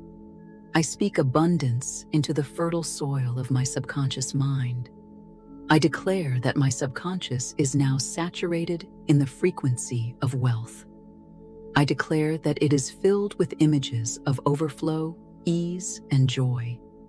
I declare that it no longer carries the lies of lack, the programs of fear, or the agreements with shame. The patterns of poverty consciousness are uprooted and dissolved. The deep roots of doubt are withering away in this light. The old, unconscious agreements with scarcity are broken, null, and void. I have rewritten the story within, and the new story says, I am safe to prosper. I am worthy of immense wealth. I am chosen for overflow. My mind is no longer my enemy. It is my sacred field. It is the holy ground where I plant the seeds of my future. I bless this ground. I till it with these affirmations. I water it with my faith. I protect it with my peace. And I allow the Spirit of God to bring the harvest in its divine and perfect time. I trust the law. I trust the design. I trust that as I sleep, What I have spoken is taking deep root in the hidden places of my being. The subconscious is the gateway to my reality. It is the bridge between my divine intention and its physical manifestation. I honor that gate now. I bless that bridge now. I am not hoping to be rich. I am not chasing overflow. I am remembering who I am. I am returning to the divine blueprint. I was never created to struggle. I was designed to receive. I was designed to prosper. I was designed to expand. And now, my subconscious remembers. It remembers the Garden of Eden within. It remembers the glory. It remembers the ease of divine communion. My subconscious is no longer repeating the old, tired stories. It is writing new ones. It is echoing the sound of abundance. It is meditating on provision. It is dreaming in overflow. The same power that builds worlds is now forming my future through my belief. The same energy that created light is now shaping wealth through my vibration. The same law that governs the turning of the stars is now rewriting my financial reality through the peaceful agreement of my mind. I am one with this power. It flows through me. It thinks through me. It speaks through me. It manifests through me. I let the truth go deep. I let the light sink in. I let the knowing replace the noise. I do not need to see the change to believe the change is happening. It begins here, in the invisible, in the inner room, in the sacred quiet of the subconscious. And that quiet is no longer echoing fear. It is echoing faith. It is echoing increase. It is echoing divine security. My subconscious is my sacred garden, and I have filled it with the seeds of truth, and truth never returns void. Truth always bears fruit. Truth always becomes form. I am resting in that knowing now. I am worthy of massive financial blessings without stress or struggle. My worthiness is not a request I make, but a law of my being that I now accept. It is not something I earn. It is something I remember. It was sealed into the blueprint of my soul by the divine architect, an eternal and irrevocable truth that no circumstance, no mistake, and no voice of fear has ever tarnished. My worthiness is a settled fact in the mind of God, and tonight it becomes a settled fact in my own. I no longer tie my value to my output. I no longer tether my prosperity to my pressure. I am not here to suffer. I am here to remember, to return, and to realign with the joyful, abundant rhythm of divine flow. The law of love does not demand my burnout. The law of abundance does not require my exhaustion. The God who created galaxies did not design me to be drained. He delights in my joy. He multiplies my peace. He blesses the work of my hands, not the weariness of my soul. I release the belief that money must come through hardship. I release the lie that struggle is somehow more holy than success. I release the cellular imprint that taught me blessings only come through battle. I am rewriting the agreement. I am breaking the contract with scarcity. I am walking out of the generational patterns that drained my ancestors. I am choosing rest over worry. I am choosing ease over fear. I am choosing trust over tension. I am choosing my inherent worthiness over waiting for external validation. It is safe for me to receive much. It is safe for me to hold more than enough. I am safe to prosper without pressure. For the Lord is my shepherd, I shall not want. He makes me to lie down in green pastures, not in fields of grinding labor. He leads me beside the still waters, not through storms of worry. He restores my soul, he does not deplete it. I declare now as I drift into sleep, I am worthy of massive financial blessings, not small crumbs, not just enough, not barely scraping by, massive, overflowing, abundant, pressed down, shaken together, and running over. That is the promise. That is the measure. That is the portion I now receive with open arms and an open heart.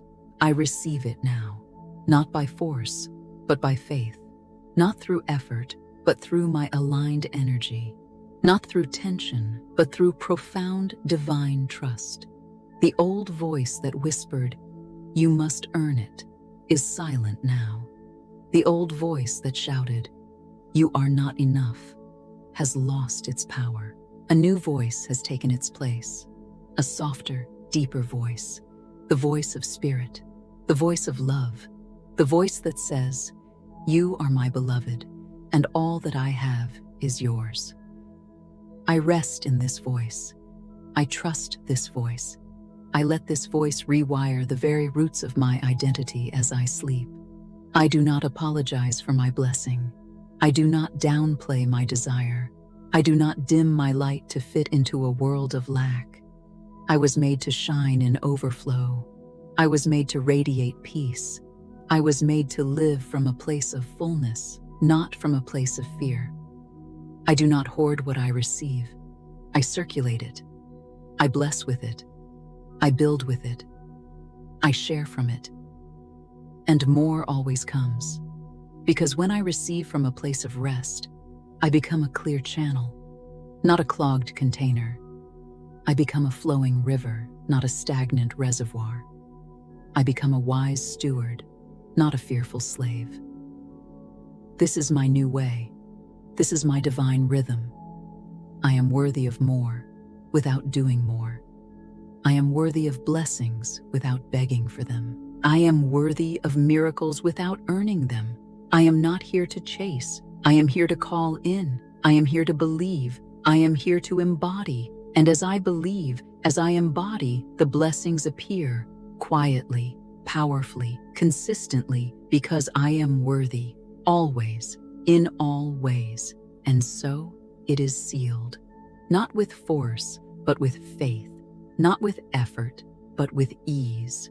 The words spoken here are now alive in the unseen, weaving the fabric of your new reality.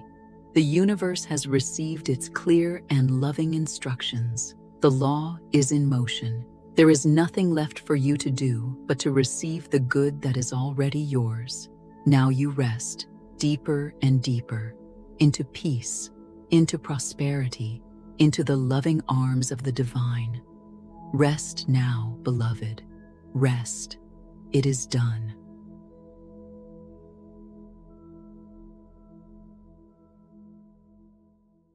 When we understand the divine law of prosperity, we cease to chase money and instead allow money to chase us.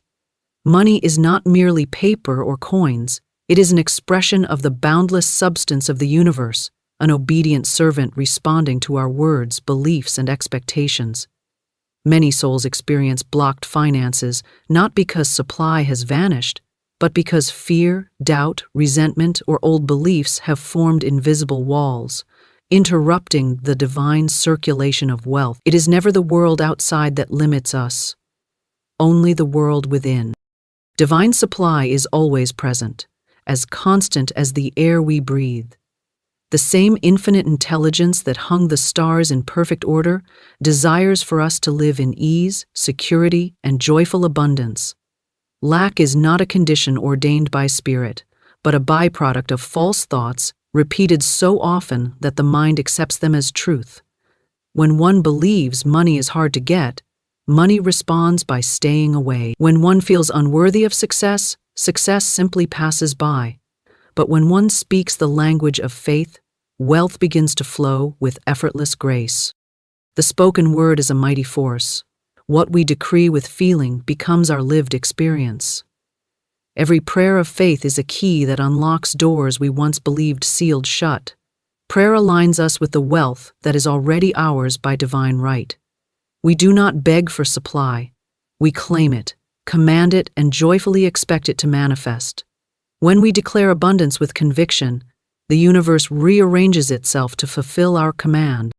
Sometimes, money is blocked because the heart is holding on to old grievances. Resentment ties us to the very conditions we want to escape. Forgiveness dissolves every obstruction and clears the path for prosperity to rush in. Gratitude further speeds the good to us, for the thankful heart magnetizes more to be thankful for. As we release fear and embrace trust, we become tuned like a perfect instrument, able to receive every note of good destined for us. There are divine channels through which supply can come, channels we cannot always predict.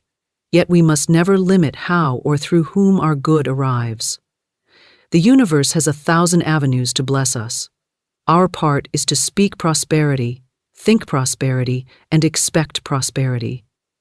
Prayer is our affirmation that wealth is already moving toward us, seen or unseen. Within these prayers lies a transformation of thought, of belief, of relationship to abundance.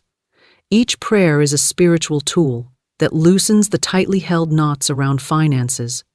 They call forth opportunities, divine ideas, unexpected income, and perfect timing. They restore the natural flow of money, just as clearing a riverbank allows water to run freely again.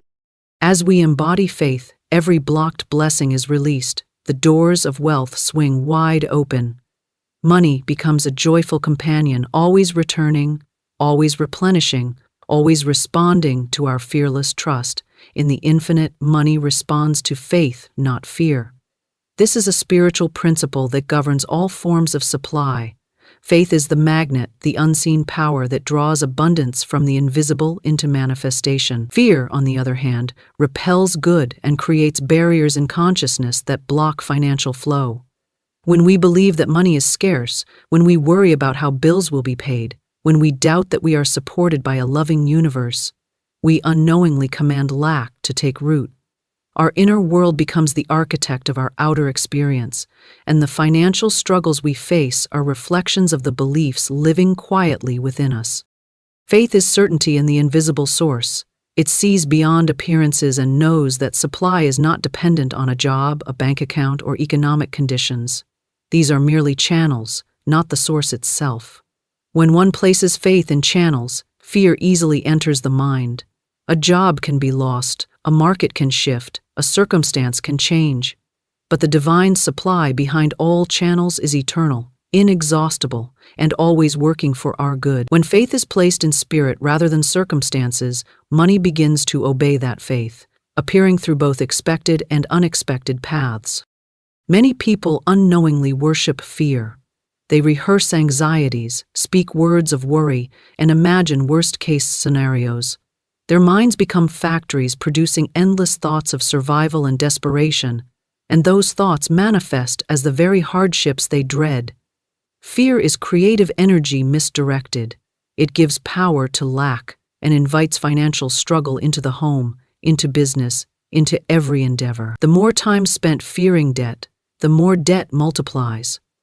The more one frets over not having enough, the more evidence of not enough materializes. Money cannot flow into a consciousness blocked by fear. Faith, however, creates open channels. Faith says, I am divinely provided for, and money rushes to fulfill that decree. Faith affirms, my supply is unlimited and always meets me here and now, and new doors swing open. Faith sees opportunity in every direction. It is bold, confident, serene. It has no interest in how or when the good will arrive because it knows the supply is already secure. Faith places its trust in universal law, and law must obey. Just as a seed naturally becomes a harvest when planted in fertile soil, a thought planted in faith must produce blessings. Fear is rooted in the illusion that we are separate from the infinite. It whispers lies such as, you must struggle, or there isn't enough for everyone. These beliefs shrink our capacity to receive. They cause us to hold tightly to what we have, turning hands that should remain open into clenched fists. When we clutch at money, we stop its circulation. But faith understands that the universe operates through flow. It gives, receives, and gives again. Those who trust abundance give freely, knowing that whatever leaves their hands returns multiplied. Faith keeps money moving like a river, always returning with greater force. Words are the vehicles of faith. What we speak reveals what we truly believe. A person who declares, "I never have enough," is placing strong faith in lack, and the law responds obediently. A person who says, "Money comes to me easily and continuously," plants seeds of prosperity. Faith-filled words hold life and energy that transform circumstances. They reshape the unseen and cause new forms of supply to manifest. The tongue can unlock wealth or block it completely. Each statement becomes a decree that the universe fulfills. Faith is not pretending, it is knowing. It does not overlook obstacles, it overrides them. Even when appearances show emptiness, faith perceives the fullness behind the curtain of form. It is the inner assurance that something wonderful is happening, even if there is no visible evidence yet. Faith is a spiritual eye that sees the harvest long before the seed breaks the soil. It is confidence rooted in divine promise rather than temporary appearance. When faith is strong, fear has no soil to grow in. People often ask for financial miracles while continuing to hold fearful thoughts. They pray for abundance while speaking of shortages. They desire wealth but believe deep down that they do not deserve it. The subconscious mind listens not to wishful thinking but to conviction. Whatever emotion carries the strongest weight becomes the command. If fear is stronger than faith, fear wins. Therefore, the work is not outside but within, to cultivate unshakable trust in the generosity of the divine. Faith does not operate only when circumstances look good. It shines brightest when everything appears dark. When bills stack high, when income slows, when opportunities seem scarce, that is the moment to declare boldly, "My good comes now." Nothing is too difficult for the infinite. I am sustained by divine supply. These words, spoken with authority, dismantle the invisible walls created by fear. Faith injects life into every stagnant situation, reviving dormant channels of prosperity and attracting new paths of success. We must learn to withdraw attention from fear immediately. The moment worry tries to speak, it must be replaced with a statement of truth. There is no lack in God, and there is no lack in me. Repetition of truth reshapes the subconscious mind, clearing away fear's residue. Just as we strengthen muscles through consistent exercise, we strengthen faith through consistent declaration and expectation. Over time, fear loses its influence, and faith becomes the natural posture of the soul. Living by faith means believing we are worthy of wealth. Many have unknowingly rejected prosperity because they feel guilt or shame around money. They have absorbed beliefs that wealth is selfish, greedy, or spiritual only in moderation. These ideas separate us from our divine inheritance. The infinite desires that we live in comfort, joy, and expansion. Wealth is simply a tool that allows us to share, to grow, to uplift. Faith embraces abundance without apology, knowing that the more we receive, the more we can bless others. Faith and imagination work together. When we visualize success, abundance, and financial ease, we send a clear signal to the universe about what we are ready to receive. Imagination forms the blueprint, and faith energizes it. Fear imagines disaster. Faith imagines fulfillment. Whatever we continually picture becomes a magnetic force in the invisible realm. To cultivate prosperity, one must build a mental picture of financial freedom and dwell in it as if it were already reality. Every financial breakthrough begins with a shift in consciousness. When fear dissolves, money no longer feels distant or elusive. It becomes a natural companion, flowing towards us because it recognizes a receptive, confident, and expectant mind. Faith is the invitation that calls prosperity home. Divine supply is always present and unlimited. The universe is an endless reservoir of substance, forever pouring forth good into every receptive mind and open heart. We do not live in a world of limited resources, we live in a world of limited beliefs. The same infinite intelligence that maintains the oceans, feeds the birds of the air, and adorns the fields with thousands of flowers, has already prepared every form of provision required for our well-being. Wealth is not something to chase or plead for, but something to recognize as eternally flowing in our direction. There is no true lack in the divine plan. What appears as shortage in human experience is not evidence of limited supply, but evidence of disconnected consciousness. When the mind entertains ideas of restriction, the flow of abundance becomes clogged, much like a river obstructed by fallen debris. Yet the water still exists in abundance, pressing behind the block, waiting to surge forward once the barrier is removed. So too does divine supply press lovingly against every wall of doubt, ready to pour into our lives the moment we make room for it through faith and expectation. Supply is not earned, it is claimed. It belongs to us by our very existence, for we are children of the infinite source. Just as the sun does not choose who is worthy of its light, divine supply does not measure who deserves abundance more. It flows according to spiritual law, responding only to consciousness. Those who believe in scarcity receive scarcity. Those who believe in endless good receive endless good. We are never deprived by spirit, only by our own acceptance of less than what is available. Every need we have has already been answered before the need even arises. This is the quiet mystery of the universe. The solution is created before the problem reaches us. The supply is prepared before the desire is born.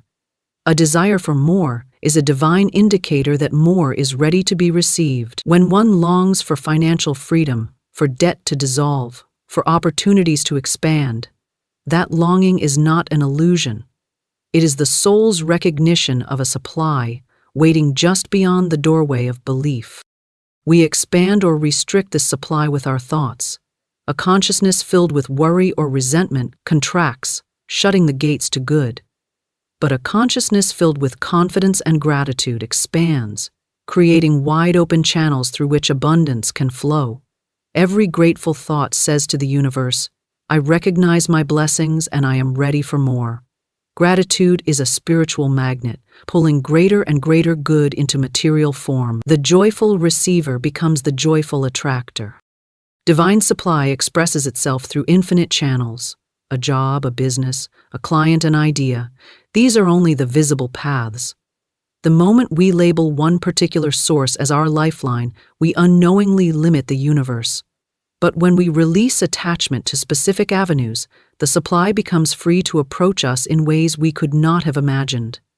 Money may come through unexpected gifts, unexpected opportunities, or unexpected guidance to take inspired action. The invisible is always arranging visible blessings, shaping circumstances on our behalf.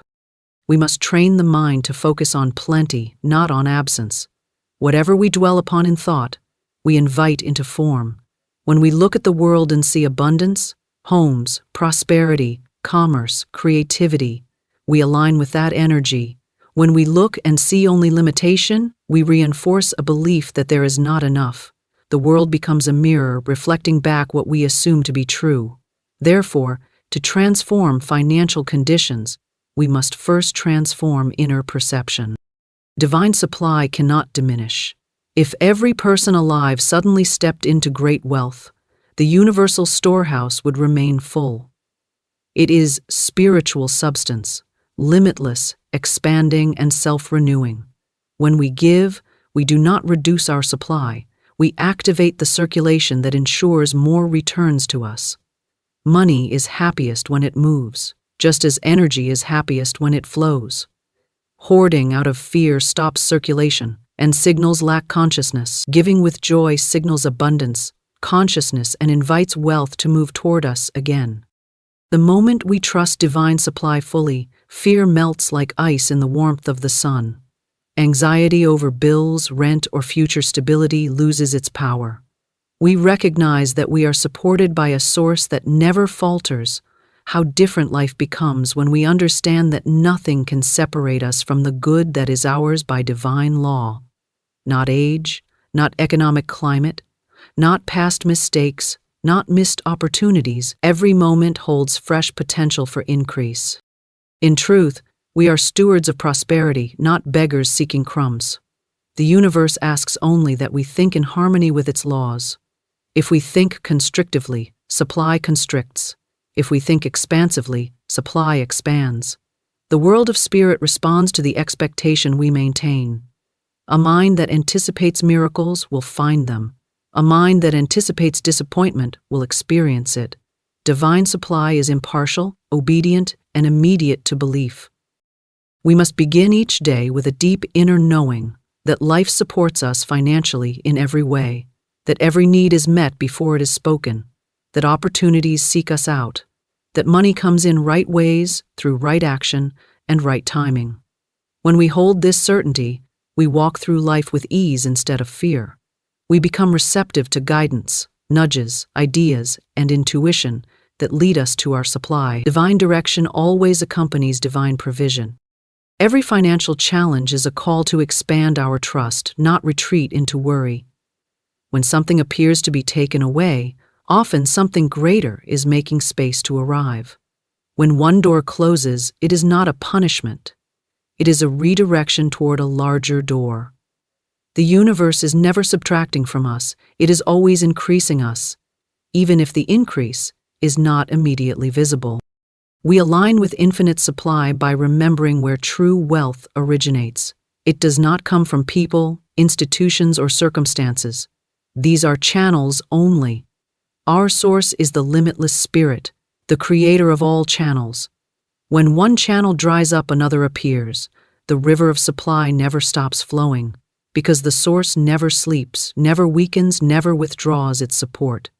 The moment we internalize this truth, we are free from the illusion of dependence on anything external. To claim unlimited supply, we must release the old stories of struggle and scarcity. Many inherited beliefs about money must be dissolved. Beliefs taught by society, family, or a world that fears not having enough. These beliefs served us once as protection, but now they act as chains. The universe invites us to drop them and step into a new identity, one who is worthy of abundance, capable of abundance, and connected eternally to abundance. The mind that accepts this becomes a powerful magnet for prosperity. The heart that trusts this begins to radiate calm assurance. Life responds by shifting, rearranging, and unfolding in abundance. Divine supply is always present and unlimited. The universe is an endless reservoir of substance, a ceaseless current of life and provision, flowing through every corner of existence. Nothing can exhaust it, and nothing can diminish it. All good already exists in the invisible realm of spirit, waiting to take form through our faith and recognition.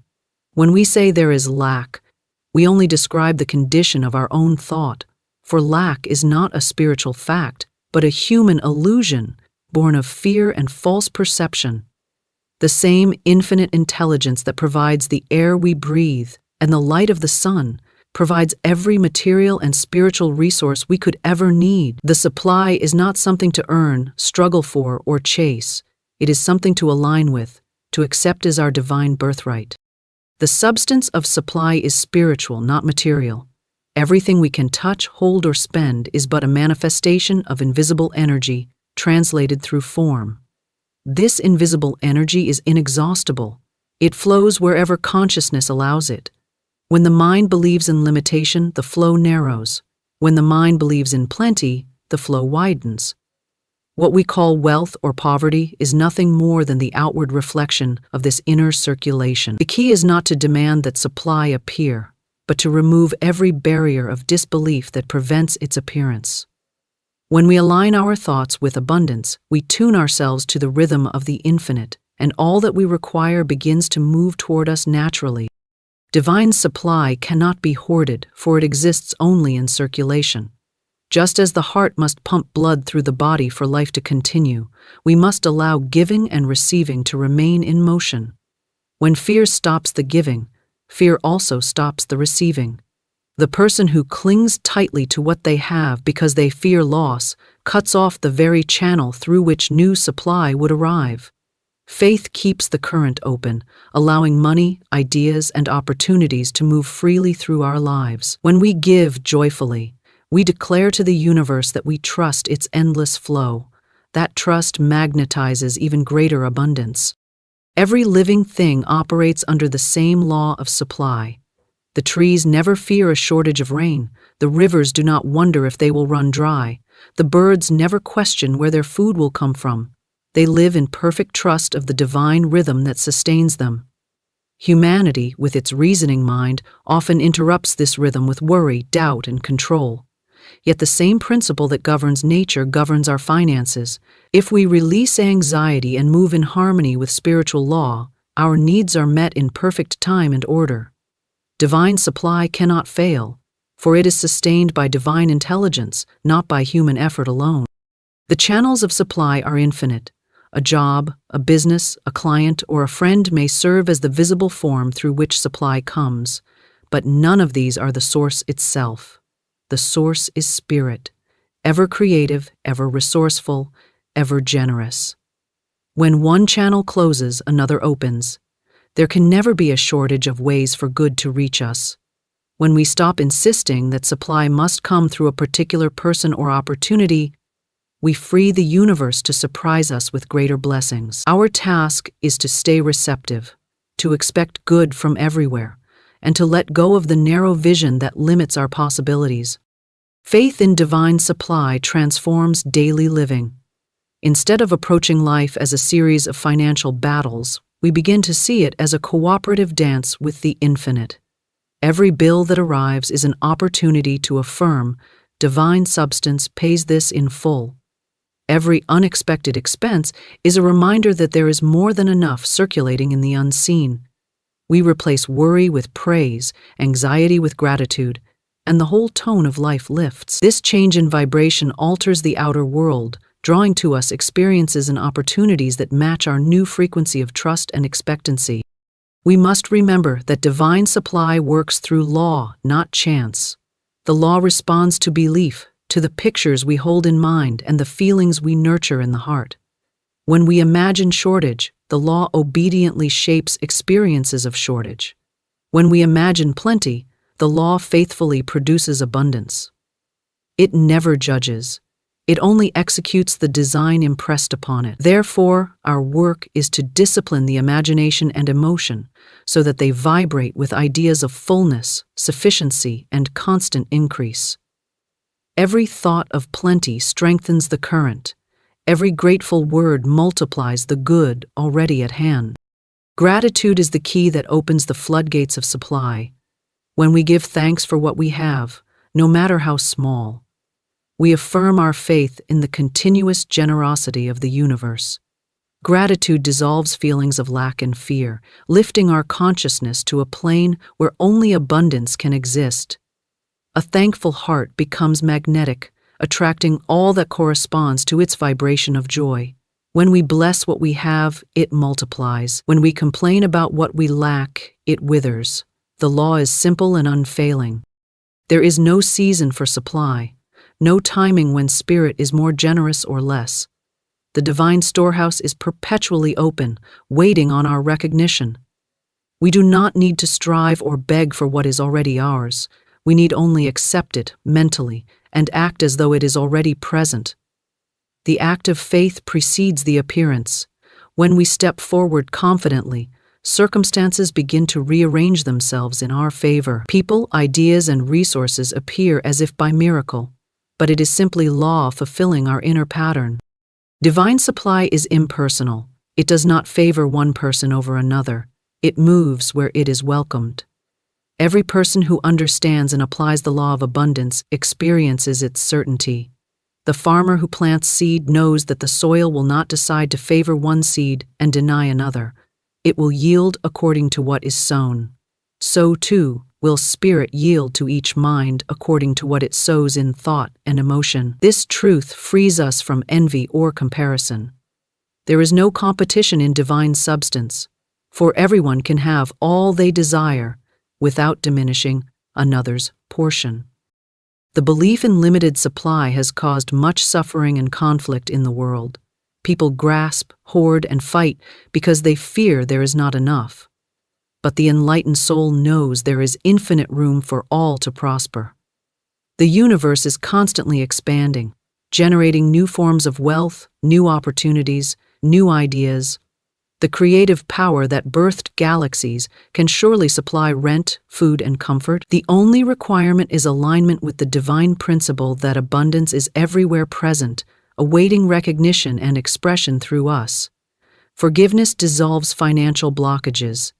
Many people look to the outer world for the cause of their money troubles, assuming that lack is created by the actions of others, by circumstances, or by systems beyond their control. Yet the deeper truth is that most blockages to supply are emotional and spiritual. When the heart holds resentment, anger, jealousy, or bitterness, the mind closes the door to abundance.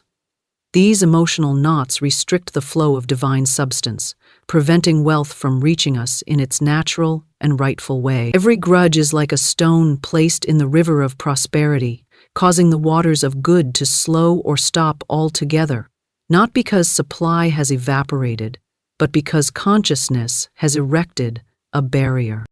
Everything in the universe flows. Money is energy that seeks movement, exchange, and circulation. When we cling to old hurts or blame others for past disappointments, we trap energy in a stagnant place. Forgiveness is the sacred act that releases this trapped energy, clears the channels, and restores circulation. Many struggle financially because they have not released someone from their mental courtroom: a former partner, an employer, a friend, a business associate. They believe resentment protects them, but resentment only punishes the one who holds it. It keeps us chained to the past and blocks every blessing trying to reach us in the present. Forgiveness does not excuse harmful behavior, it liberates the forgiver. It cuts the invisible cords that tie us to the very situations we wish to escape. When we forgive, we reclaim our power. We consciously declare that no person or event can obstruct our good. Spirit is the source of our supply, not any human being. The moment we acknowledge this, financial freedom begins to unfold. The person who wronged us was merely a channel, not the origin of money or opportunity. When that channel closes, another can open instantly if the heart remains unburdened by resentment. Some people unconsciously believe they do not deserve wealth because they have not forgiven themselves. They carry guilt from past decisions, mistakes in spending, failed business ventures, debts, or times when they misused money. This self-judgment creates a belief that loss is deserved and abundance would be unfair. The universe reflects back whatever beliefs we hold as truth. Therefore, self-forgiveness is just as essential as forgiving others. To open the gates of prosperity, one must release the inner critic and embrace the truth that every moment is a fresh beginning. The infinite has no memory of error, only the potential for renewal. Forgiveness heals the mind, and a healed mind becomes receptive to inspiration and divine ideas. Prosperity often appears through new thoughts, creative insights, new directions, intuitive guidance. But when the mind is clouded by negative emotions, intuition becomes muffled. Worry and bitterness create static that blocks the messages meant to lead us to abundance. By forgiving, we quiet the noise and make room for wisdom to speak. The answer we seek may have been waiting patiently the whole time, unable to be heard through the storm of unresolved emotion. Financial blockages can also be tied to envy. When we look upon the success of others with jealousy, we push our own prosperity further away. Jealousy declares silently, supply is limited, and the universe responds by confirming that belief. But forgiveness of jealousy, replacing envy with celebration, aligns us with the truth that good is boundless and available to all. Every success we witness is proof that prosperity is circulating, that wealth is active and expanding. Blessing another's abundance invites that same energy to flow toward us. Forgiveness transforms comparison into inspiration. A mindful lifestyle integrates activation into. Some hold resentment toward money itself. They have been taught that money is the root of greed, corruption, or suffering, and this belief creates conflict. On one hand, they desire financial freedom. On the other, they judge the very thing they want. Such inner contradiction keeps wealth at a distance. Forgiveness toward money means releasing the belief that money is harmful and accepting it as a neutral tool that amplifies the intentions of the heart. In the hands of a loving person, money becomes a force of healing and blessing. By forgiving money and allowing a healthy relationship with it, we open the channel through which it can enter our lives with ease. Forgiveness also restores harmony in relationships, and relationships are often the blueprint for financial exchanges. Opportunities emerge through people, Income grows through cooperation. Blessings move through networks of connection. When relationships are strained by unspoken wounds or harsh judgments, bridges collapse. Forgiveness rebuilds these bridges or creates new ones entirely. As peace returns to our interactions, we attract supportive partnerships, helpful allies, and divine appointments that elevate our financial experience. The act of forgiveness requires faith. It asks us to trust that releasing the past will not leave us vulnerable but strengthened. It asks us to believe that letting go does not mean losing. It means making space for more. When we forgive, we align with the highest spiritual truth. Nothing real can be taken from us. The good that is ours can never be stolen, delayed, or destroyed. It may be temporarily diverted, but it will return through a different and better channel as soon as we withdraw emotional resistance. Forgiveness is not always instant. Sometimes hurt lingers, asking for repeated release.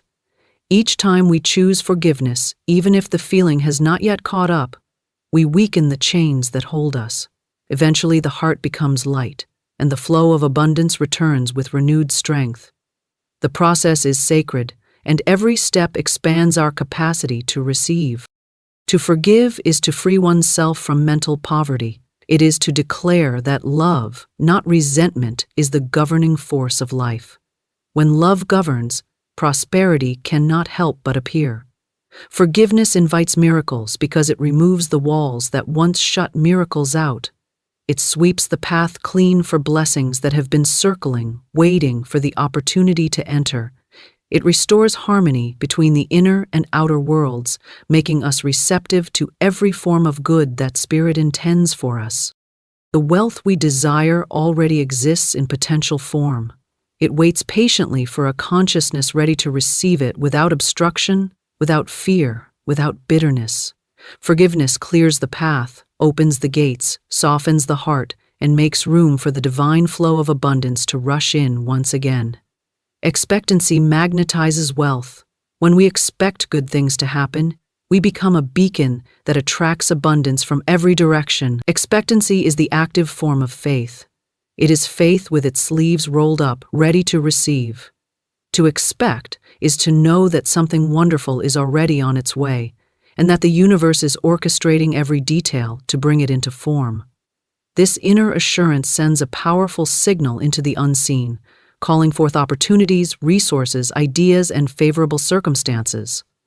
Expectancy is a magnet that draws prosperity with unwavering certainty. Many people believe in abundance on an intellectual level, yet continue to expect disappointment. They hope for financial improvement while silently anticipating something will go wrong. This split in consciousness prevents manifestation because the law responds to our dominant feeling, not our polite wishes. To attract wealth, expectation must be joyful and confident, free from doubt or fear. We cannot expect both failure and success and then wonder why supply seems confused. The universe is direct. It gives us what we truly expect. Expectation shapes our behavior.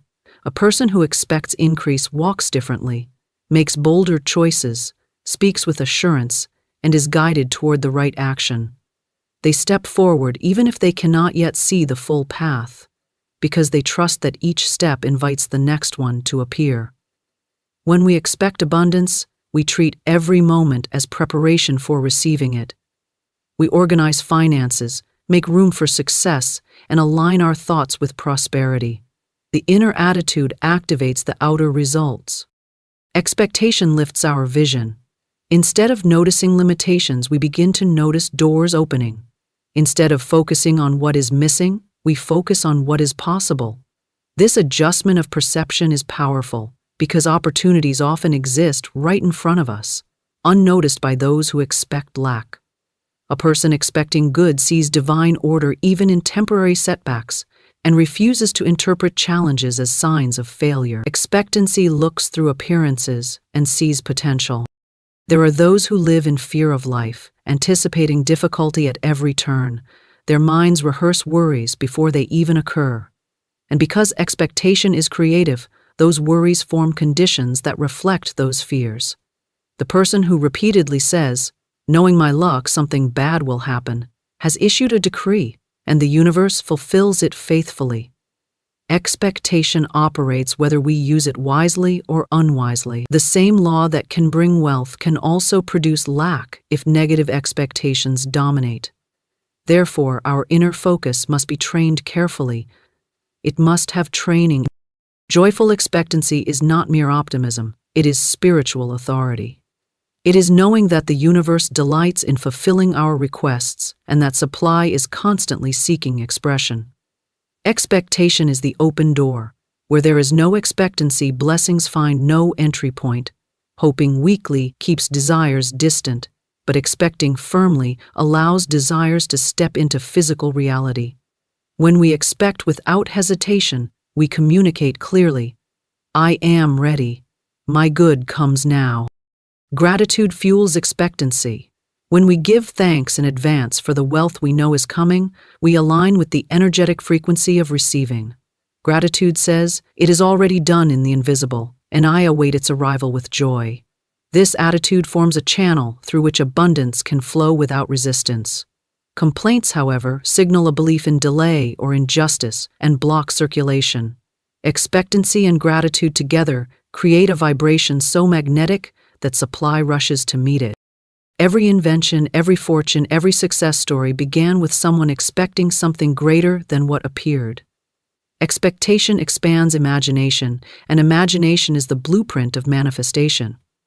When we envision a life of prosperity and expect it to emerge, the subconscious mind begins to organize everything needed to build that life. People are drawn in, ideas awaken, timing becomes perfect, and the impossible becomes achievable. Expectation commands the unseen forces to rise and take form. The body responds to expectation as well. A person expecting good feels inspired, energized, and motivated. They take better care of themselves, understanding that they are preparing for a future filled with purpose. The mind becomes alert, receptive to hints and guidance that lead to financial advancement.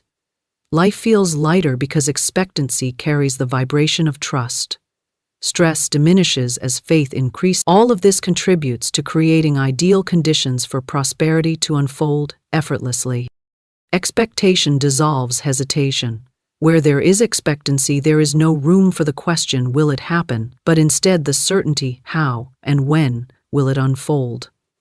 This subtle shift changes everything.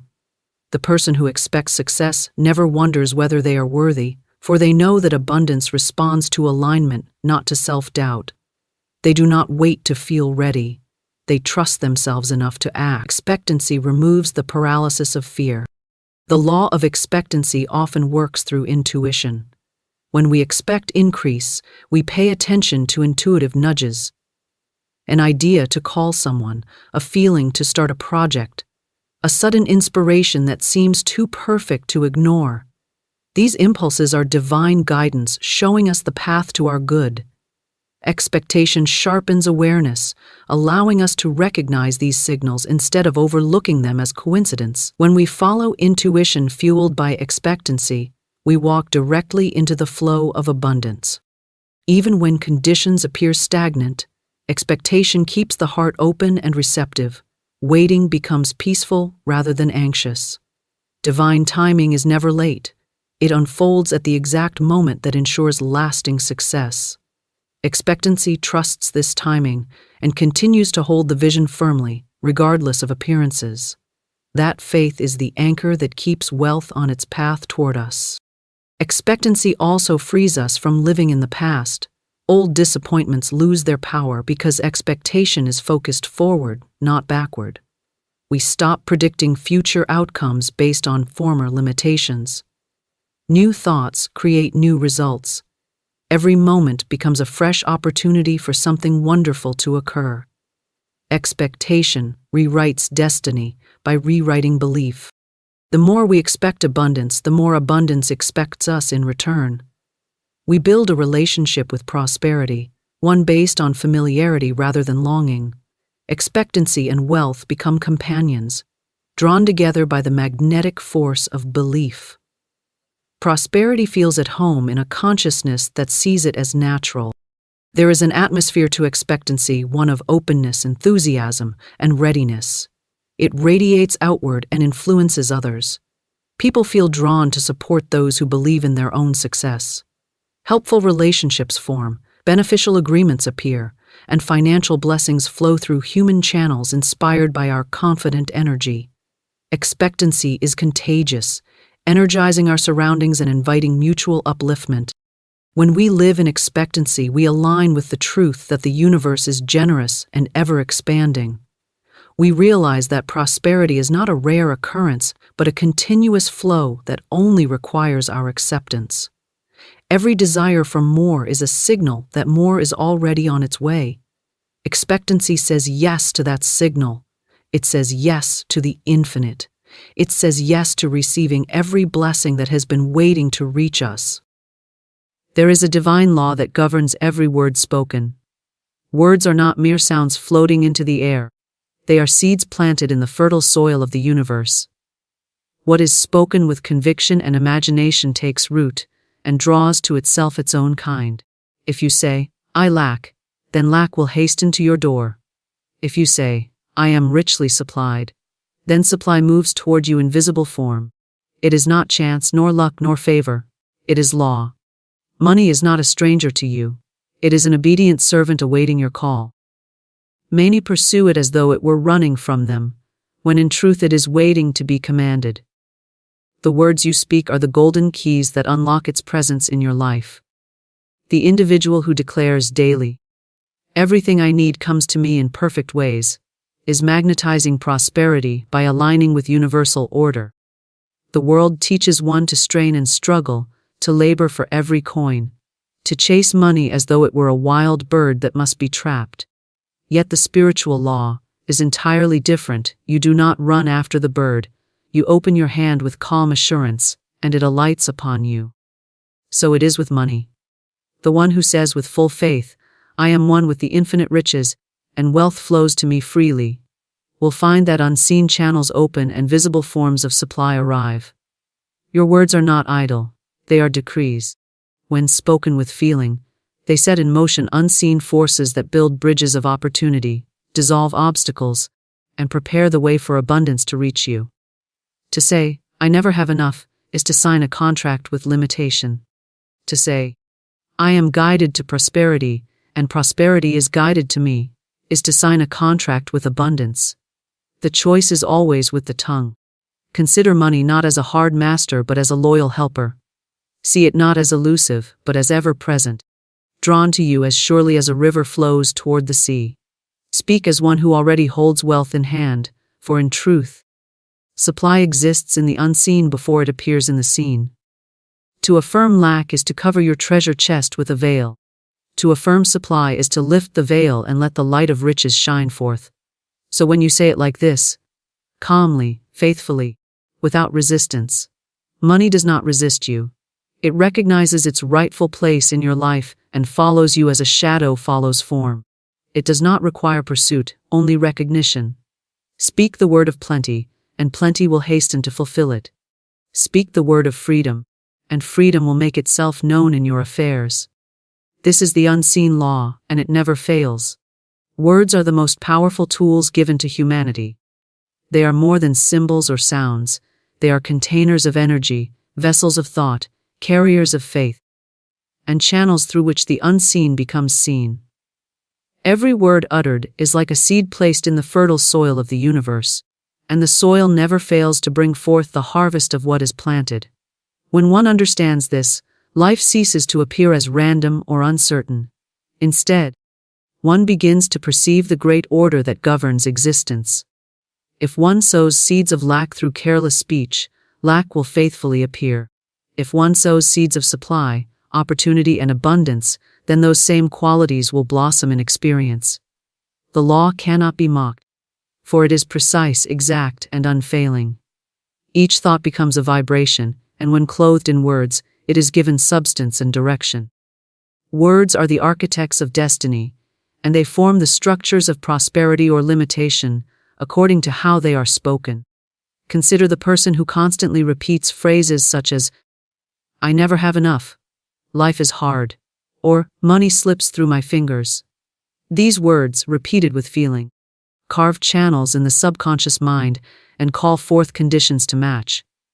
The universe does not discriminate between words of faith and words of fear. It simply reproduces what is declared. The one who habitually affirms shortage unknowingly signs an agreement with shortage, binding themselves to its results. On the other hand, when the tongue is used to affirm truth, the conditions of life alter to reflect that truth. The person who says with assurance, "I am richly supplied. All that is mine by divine right comes to me in perfect ways," begins to align with an invisible current of abundance that moves through all creation. Words of faith are not idle decorations, they are forces that direct unseen powers into motion. The soil of the universe eagerly brings forth whatever is planted, and it multiplies the harvest according to the strength and repetition of the declaration. To recognize this is to gain mastery over circumstances. For one no longer speaks thoughtlessly, but chooses every word as carefully as one would choose seeds for a precious garden. Words shape thought, and thought shapes conditions. Imagine a gardener scattering thorn seeds and later lamenting the presence of thorns in the field. This is what many do with their words. They scatter words of fear, doubt, and complaint, then wonder why difficulty grows in their affairs. Yet the law is exact like produces like. The tongue is the sower, and life is the soil. The harvest cannot be other than the seed. When this truth is grasped, the wise individual begins to watch every word, knowing that careless speech is not harmless chatter, but the planting of undesirable seeds that must eventually bear fruit. It is often thought that only actions determine results, yet words themselves are actions of a higher order. They are spoken intentions that go forth like messengers to shape events.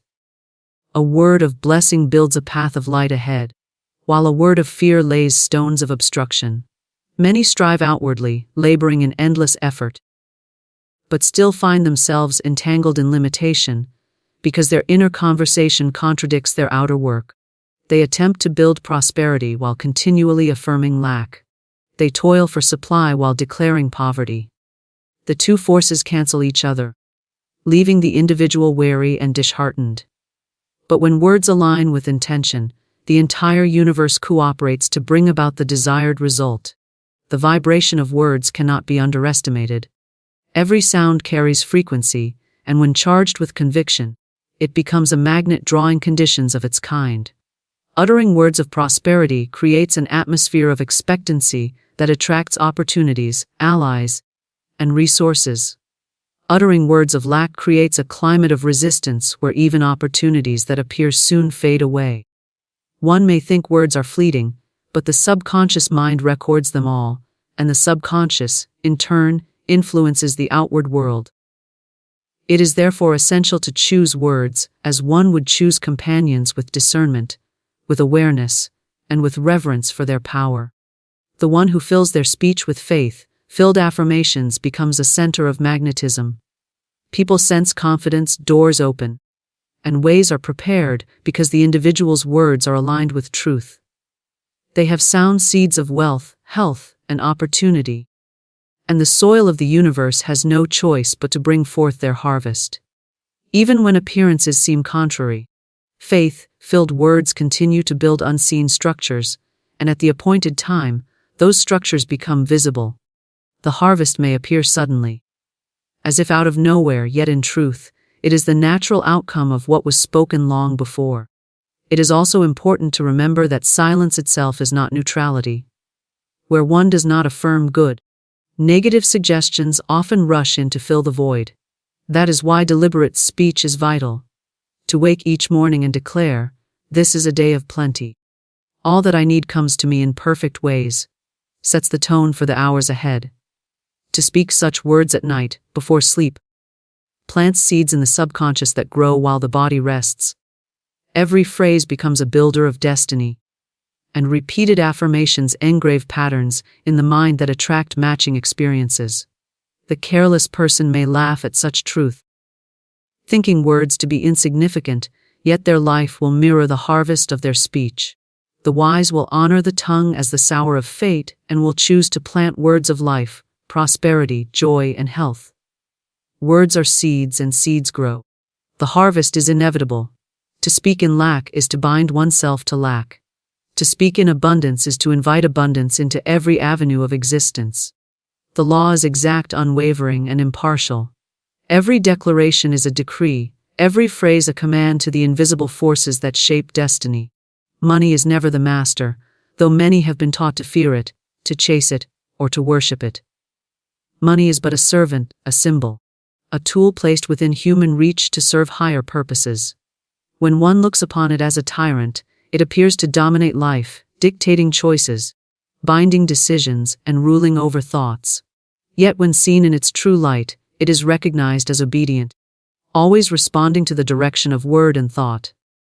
The master is the spirit within, and money is simply a reflection of the consciousness that governs it. The individual who sees money as scarce and difficult to obtain places themselves under its imagined control. They bow before it, worrying over its absence, fearing its loss, and longing for its increase. In doing so, they make money the master. Though in truth money has no power of its own, it only reflects the state of mind that calls it forth. A servant cannot act without command, and money cannot move without instruction. The word spoken with faith is the instruction, and the attitude behind it is the power. When spoken rightly, money comes easily, faithfully, and in abundance, for it recognizes its place as a helper to the one who understands. Money is designed to move toward usefulness. It responds to purpose, to vision, to service. When a person declares, "Money is my servant, and it flows to me for rightful use," they set themselves above it and give it its true role. The servant does not dictate to the master. It fulfills the command. The one who commands with fear receives a fearful servant, a servant that arrives only in small measure and slips away quickly. The one who commands with confidence receives a loyal servant that multiplies, that arrives through expected and unexpected channels, that works quietly in the background to provide what is needed at the perfect time. Consider how many live in bondage to the idea of money. They choose employment they dislike, not out of joy but out of fear.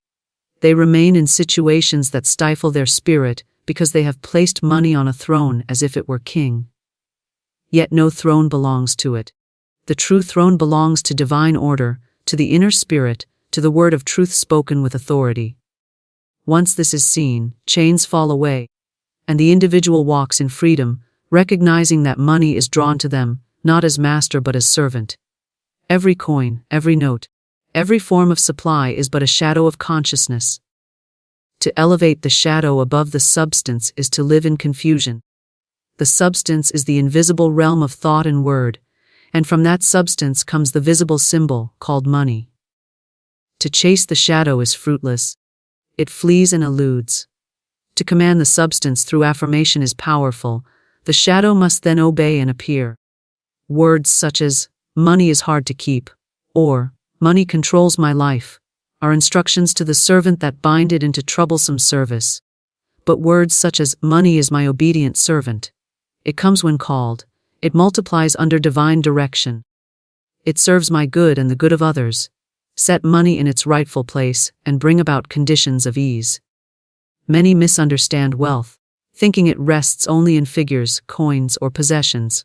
Yet wealth begins in consciousness, and money simply follows. When a person knows themselves to be rich in ideas, rich in opportunities, rich in friendships, rich in health, then money naturally comes to assist.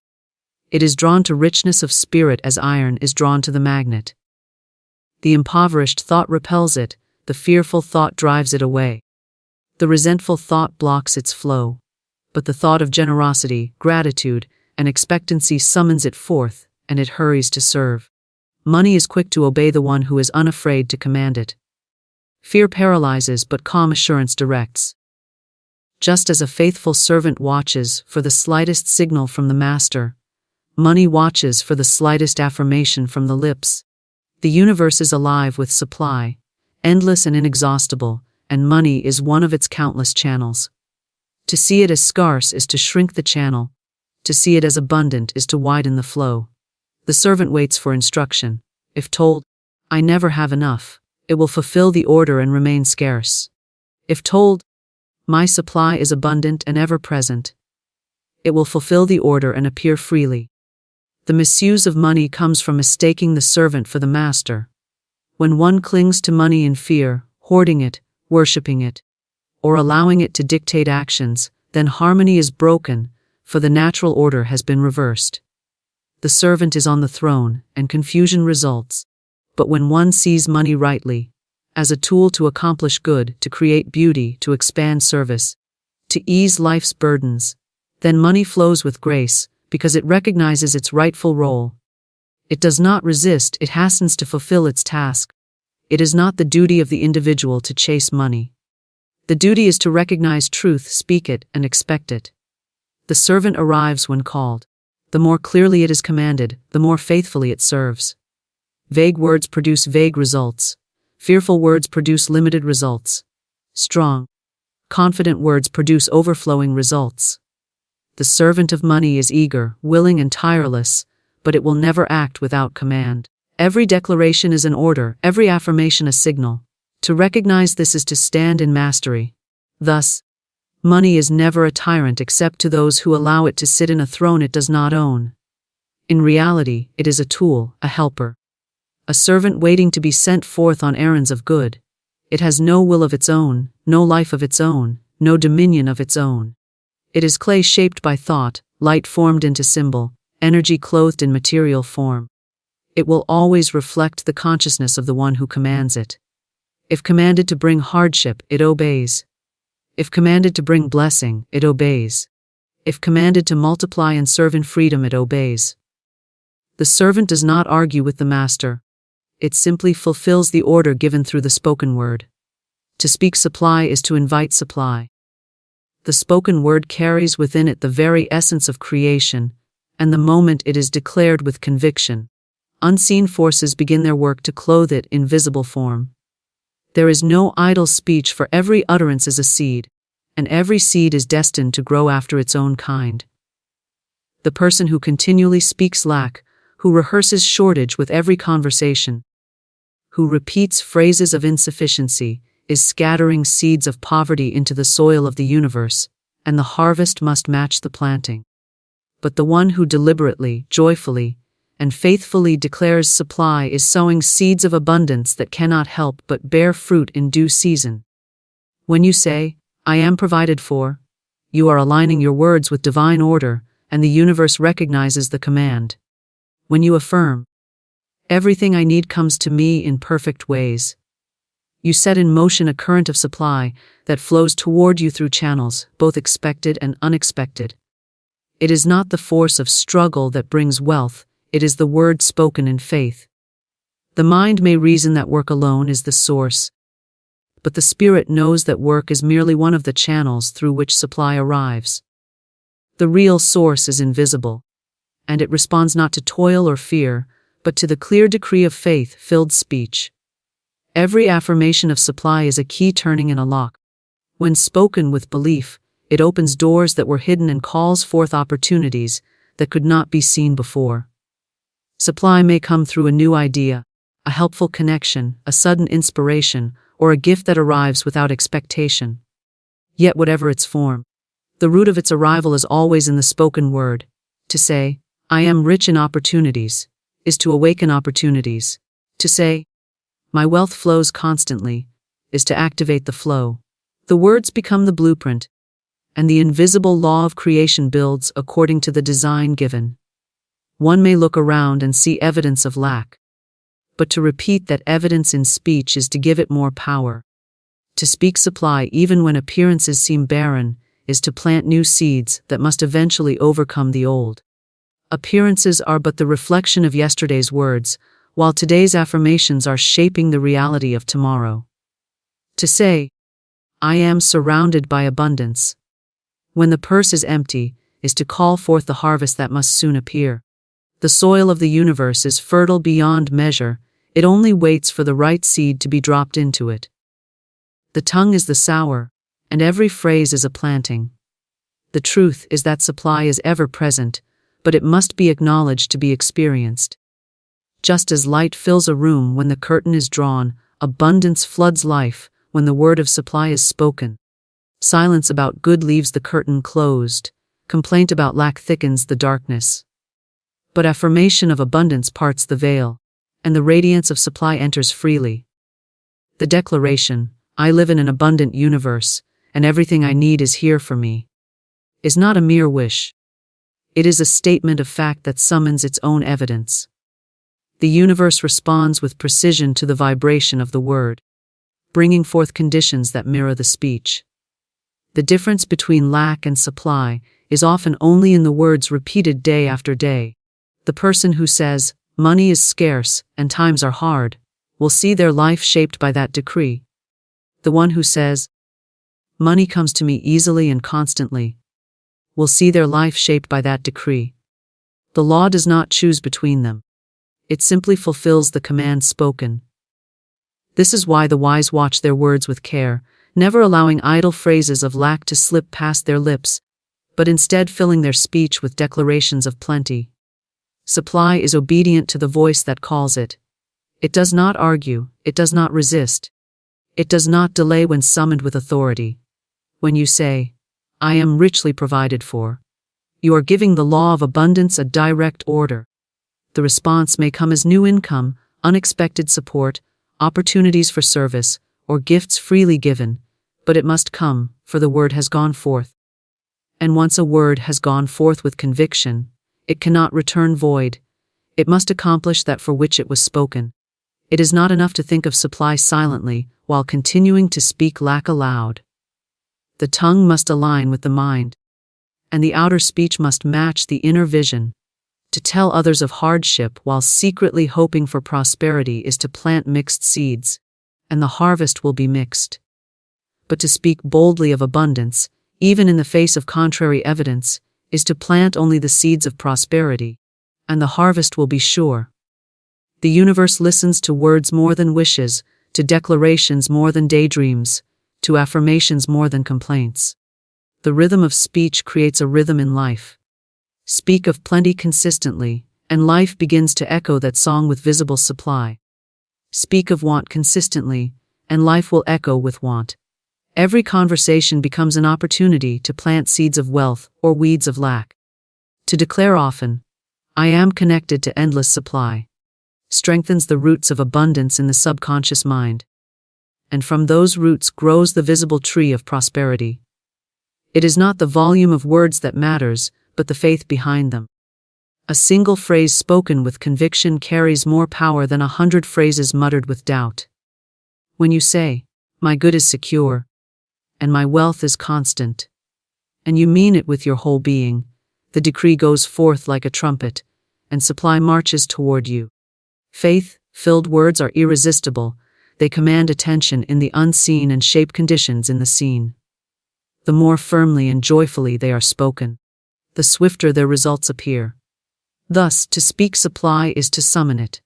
Every word of abundance sown into the universe is a seed destined to sprout. The harvest may not appear at once, but the law is certain, and the soil never fails. Speak as though you already possess it, and the possession must manifest. Speak as though you are already surrounded by plenty, and plenty will rush in to prove your words true. The law responds unfailingly to the words spoken with faith, and supply appears in the exact measure of the decree. To affirm abundance is to unlock the gates of plenty, and to do so is to dissolve the shadows of limitation that cling to the mind. Limitation is not a force outside of oneself, it is a belief planted within, fed by words of fear, watered by thoughts of lack, and strengthened by repetition of doubt. When one continues to affirm shortage, one is simply reinforcing walls that were never meant to stand. But the moment the tongue declares abundance with unwavering faith, those walls begin to crumble, for words of truth are stronger than any false structure of lack. The world trains many to give power to appearances. If the purse is light, they say, "I cannot afford this." If opportunities seem scarce, they repeat, "There is nothing for me here." In doing so, they affirm limitation, and limitation responds faithfully. Life echoes back what is spoken into it. Yet when a person standing in the midst of apparent lack chooses instead to say, I live in an abundant universe, and all that I need comes to me freely. The very atmosphere shifts. The words act as light, dissolving the fog of appearances, and the law of abundance begins to manifest opportunities, ideas, and resources. Affirmation is not idle fancy. It is the blueprint given to the unseen forces that govern existence. Every declaration of abundance sets the law in motion to fulfill it. When you say, "I am richly supplied," you are not describing a hope but commanding a reality. The universe does not argue with the declaration. It responds with precision. It is only the doubting mind that interrupts the flow, speaking abundance one moment and canceling it the next with words of lack. The soil of life is impartial. It grows weeds as readily as it grows flowers, and it multiplies according to the seed planted most often. That is why consistent affirmation of abundance is essential.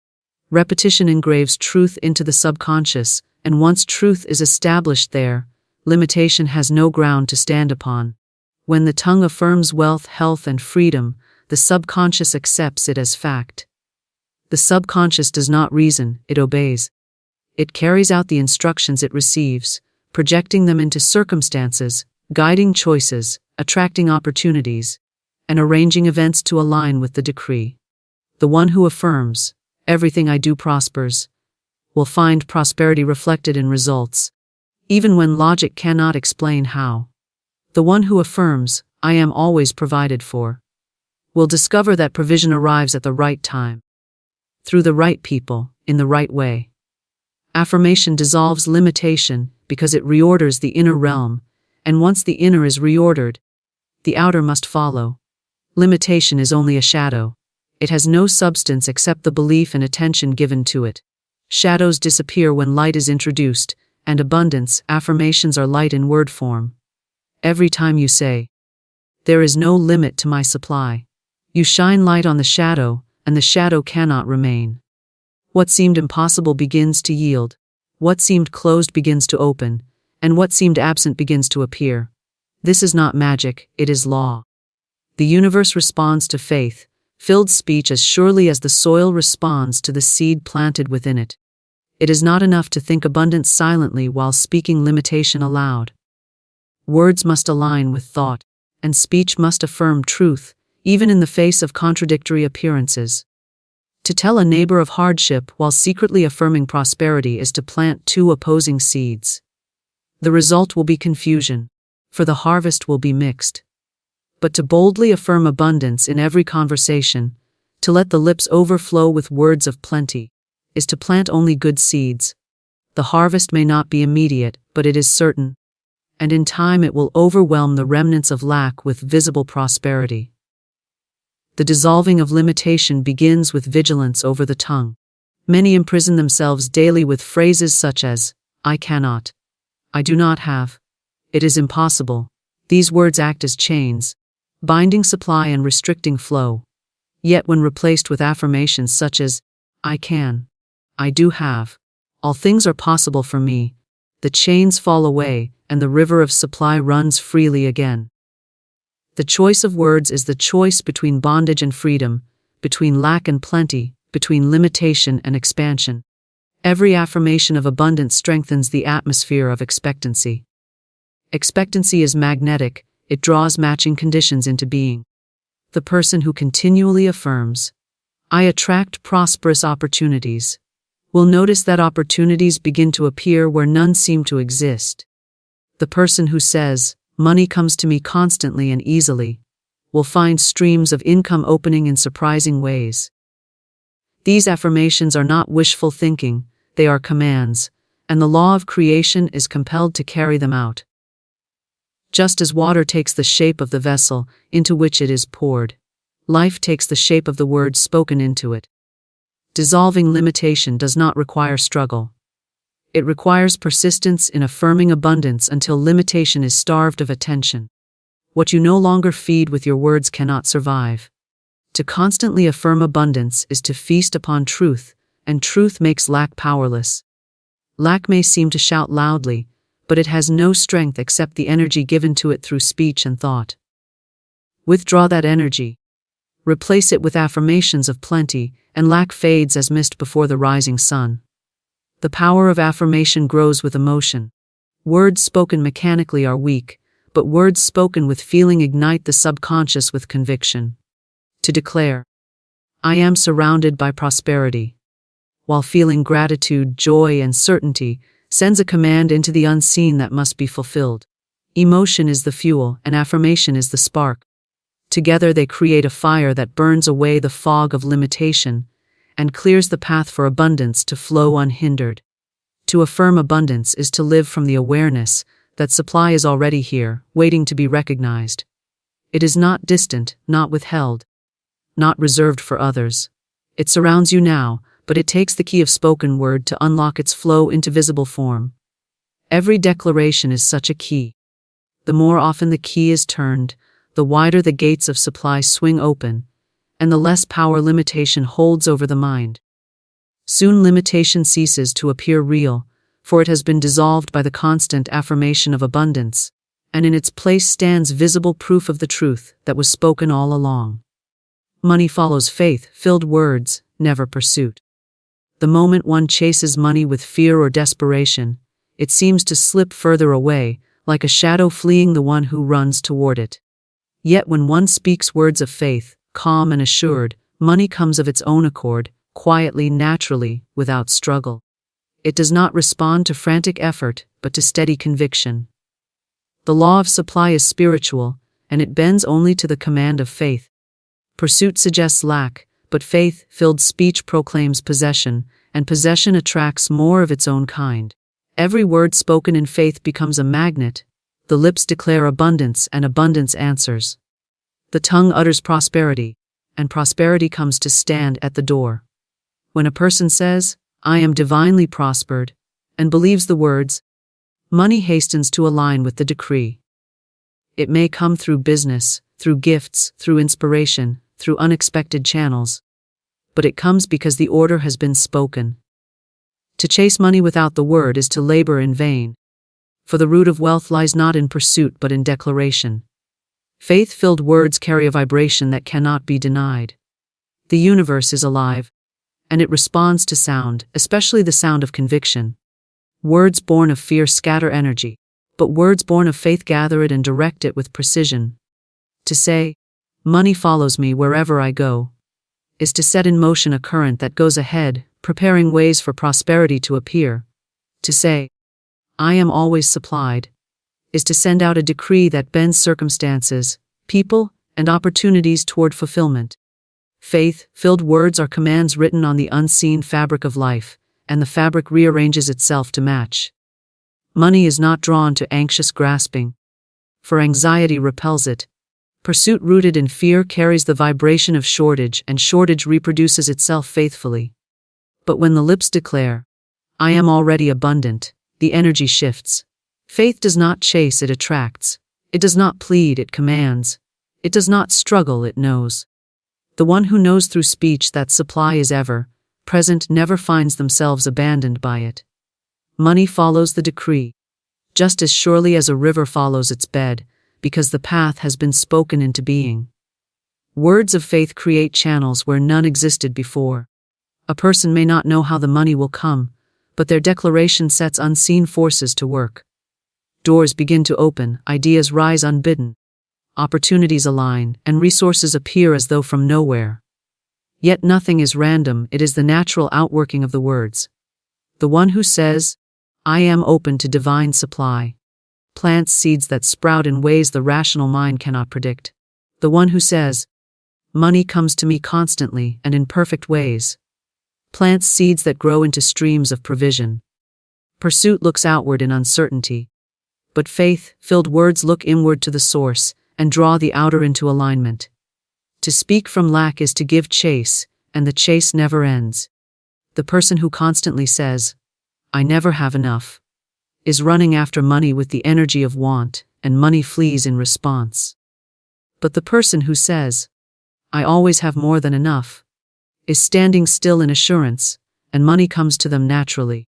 The law of attraction to faith-filled speech is inexorable. It cannot be broken, and it never fails. Life itself bends to the word, because the word is creative. It was by the word that worlds were framed, and it is by the word that supply is commanded into form. Money is obedient, not elusive. It listens to the voice of faith, not to the cry of fear. The servant does not follow the frantic master, but the master who speaks with authority. Faith-filled words are authority in action. To declare abundance is to take the rightful seat of command, and money recognizes the authority of that command. It follows because it must. It follows because it has no will of its own. It is energy molded by thought, shaped by affirmation, moved by decree. Pursuit suggests that money is in control, but speech reveals that the true control rests with the one who commands. Every affirmation of wealth is a step taken without moving. The lips say, "I prosper in all I do," and prosperity begins to surround the speaker. The tongue utters, "I walk in abundance," and the path of abundance unfolds ahead. These words are not empty sounds, they are spiritual currents. They travel beyond the physical ear, into the unseen, into the substance of life, and they carve out channels that money then fills. Pursuit is weariness, but faith-filled words are rest, and from rest springs supply. To practice faith-filled speech is to cultivate a climate where money thrives. Just as plants flourish in light and warmth, supply flourishes in words of gratitude, expectancy, and assurance. The declaration, "Everything I touch prospers," provides light for the seed. The declaration, "All doors open for me," provides warmth for the seed. Soon the plant of prosperity grows strong, while weeds of lack wither away, starved of attention.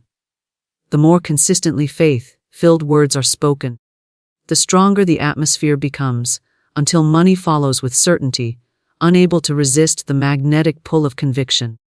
Faith-filled words must be consistent, not wavering. To speak abundance one day and limitation the next is to pull up the seed before it has taken root. But to water it daily with affirmations of supply, to speak continually of prosperity, is to guarantee the harvest. Pursuit stops when the seed is buried, but the wise gardener knows the soil will produce, so it is with words. Once spoken with faith, they are alive in the unseen, working, gathering, aligning. Money will follow because the decree has gone forth. It is not necessary to chase, it is only necessary to affirm and trust. Thus, money follows the word, not the chase. It obeys faith-filled declarations spoken with conviction, never frantic pursuit born of fear. The one who commands with the tongue walks in mastery, while the one who chases in anxiety walks in bondage. Faith-filled words open the way, shape the path, and draw supply into visible form. Pursuit is endless running, but declaration is effortless command. Money follows not the footsteps of fear, but the voice of faith, and it arrives as a faithful servant to the one who knows how to speak with authority,